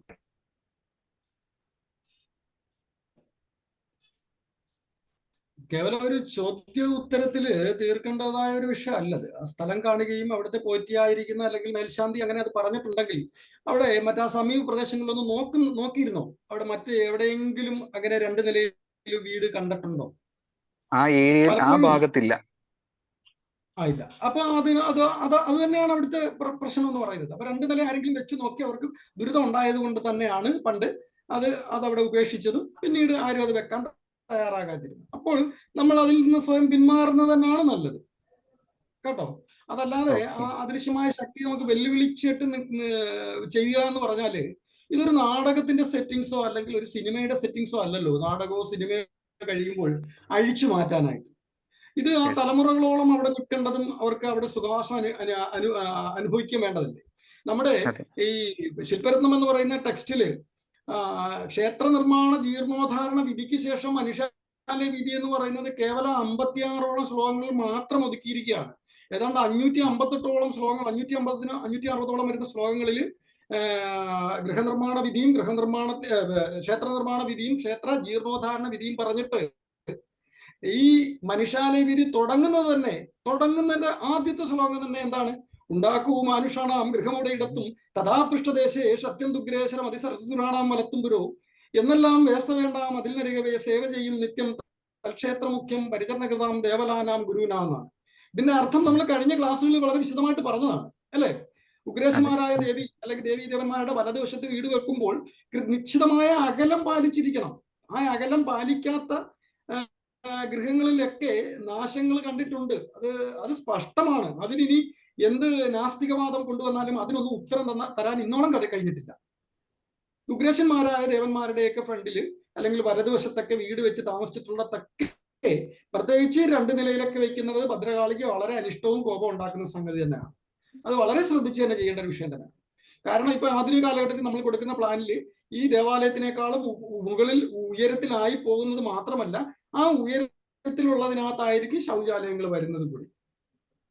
അങ്ങനെയൊക്കെ കൂടെ നമ്മൾ പരിഗണിക്കേണ്ടിയിരിക്കുന്നു. അങ്ങനെ നമ്മൾ കാണാത്തതും കേട്ടറിയാത്തതുമായ ഒരുപാട് കാര്യങ്ങൾ പരിഗണനയ്ക്കെടുത്തതിന് ചെയ്തതിന് ശേഷം മാത്രമേ അങ്ങനെയുള്ള കാര്യങ്ങളിൽ ഒരു അന്തിമ തീരുമാനം എടുക്കാവൂ. അവിടെ ആ പോറ്റി നമ്മളുടെ രക്ഷയ്ക്കായിട്ട് പറഞ്ഞതാണത്. അത് അങ്ങനെയാണ് കരുതുന്നത്. ഇവിടെ 2 നില ചെയ്തിട്ടില്ല എന്ന് പറഞ്ഞത് അയാൾക്ക് അനുഭവം ഉള്ളത് കൊണ്ടാണത്. അത് മുഖവിലേക്ക് എടുക്കണം കേട്ടോ.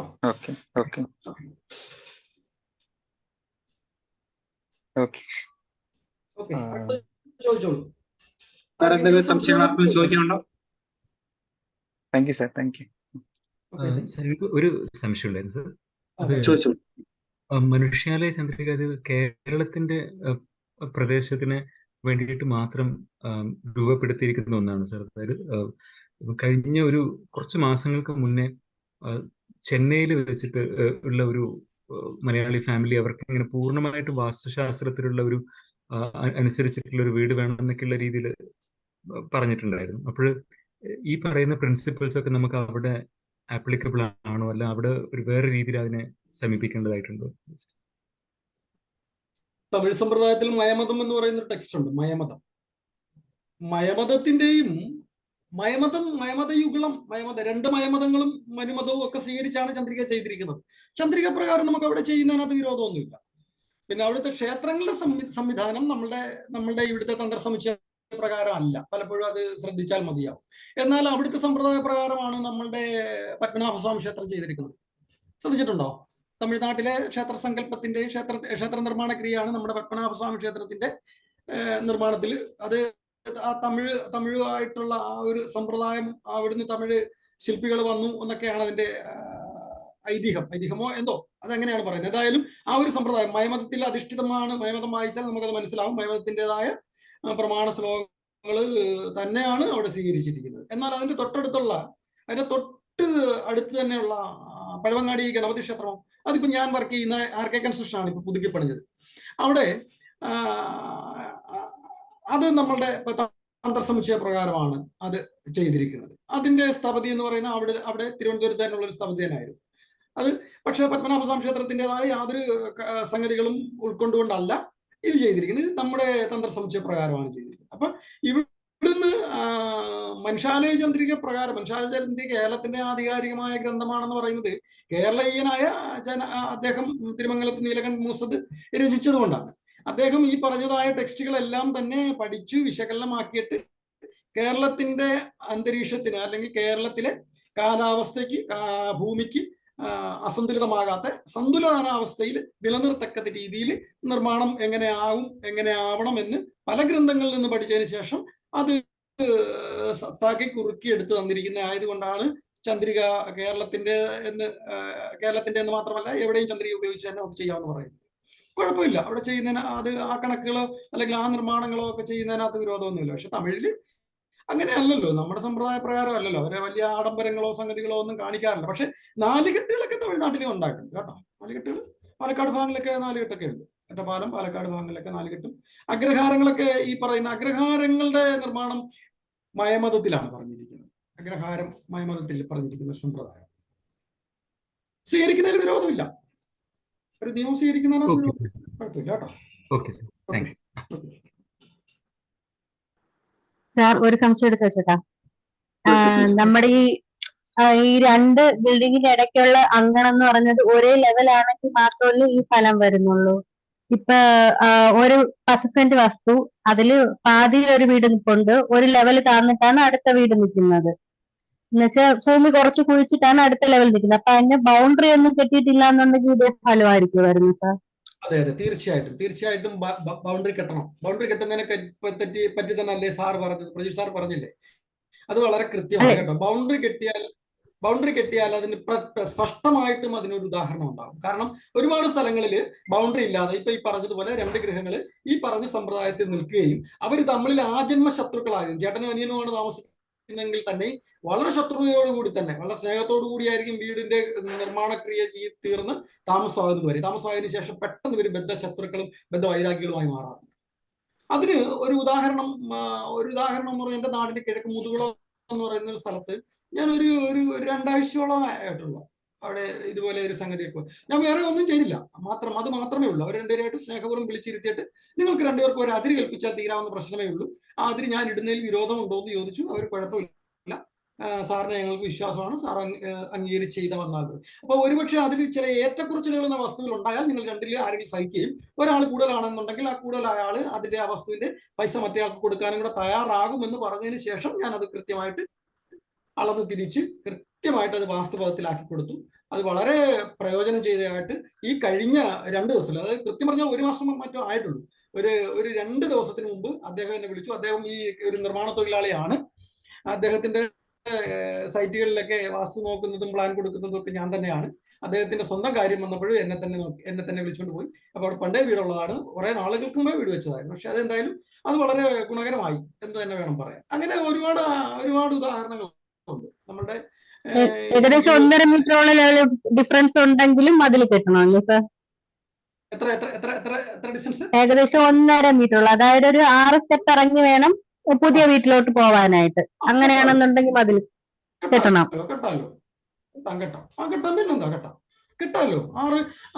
1.5 മീറ്റർ എന്ന് പറയുമ്പോഴത്തേക്ക് കൃത്യമായിട്ട് 75 സെന്റിമീറ്റർ കിട്ടുമല്ലോ, നമുക്ക് ഒരു കോലെങ്കിലും കിട്ടുമല്ലോ ബാക്കിൽ വശത്ത്. അത് കിട്ടുമല്ലോ, അതൊക്കെ ചെയ്യാം. അതിനനുസരിച്ചുള്ള ഒരു വാസ്തവം ക്രിയേറ്റ് ചെയ്താൽ മതി. ആ വാസ്തവത ഒരു ഏകീകരിപ്പെടുത്തി നല്ല വാസ്തവം ക്രിയേറ്റ് ചെയ്തിട്ട് ആ വാസ്തവത്തിന്റെ മധ്യ ഭിത്തികൾ, ഈ വീടിന്റെ ഭിത്തികൾ വെർട്ടിക്കലായിട്ട് വരാത്ത രീതിയിൽ പ്ലാൻ ചെയ്താൽ മതിയാണ്. ഇതിപ്പം ഇത് വാസ്തു കൈകാര്യം ചെയ്യുന്ന ആളായതുകൊണ്ടാണ് ഞാൻ ഇതിങ്ങനെ പറഞ്ഞത്. പുതിയ ആൾക്കാർക്ക് ചിലപ്പോൾ ഒരുപക്ഷെ അത് മനസ്സിലാവണമെന്നില്ല കേട്ടോ. Okay,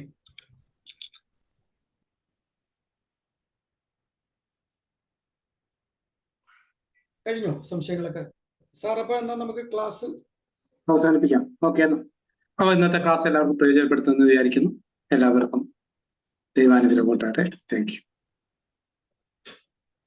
Thank you, teachers. Thank you, sir. Thank you sir.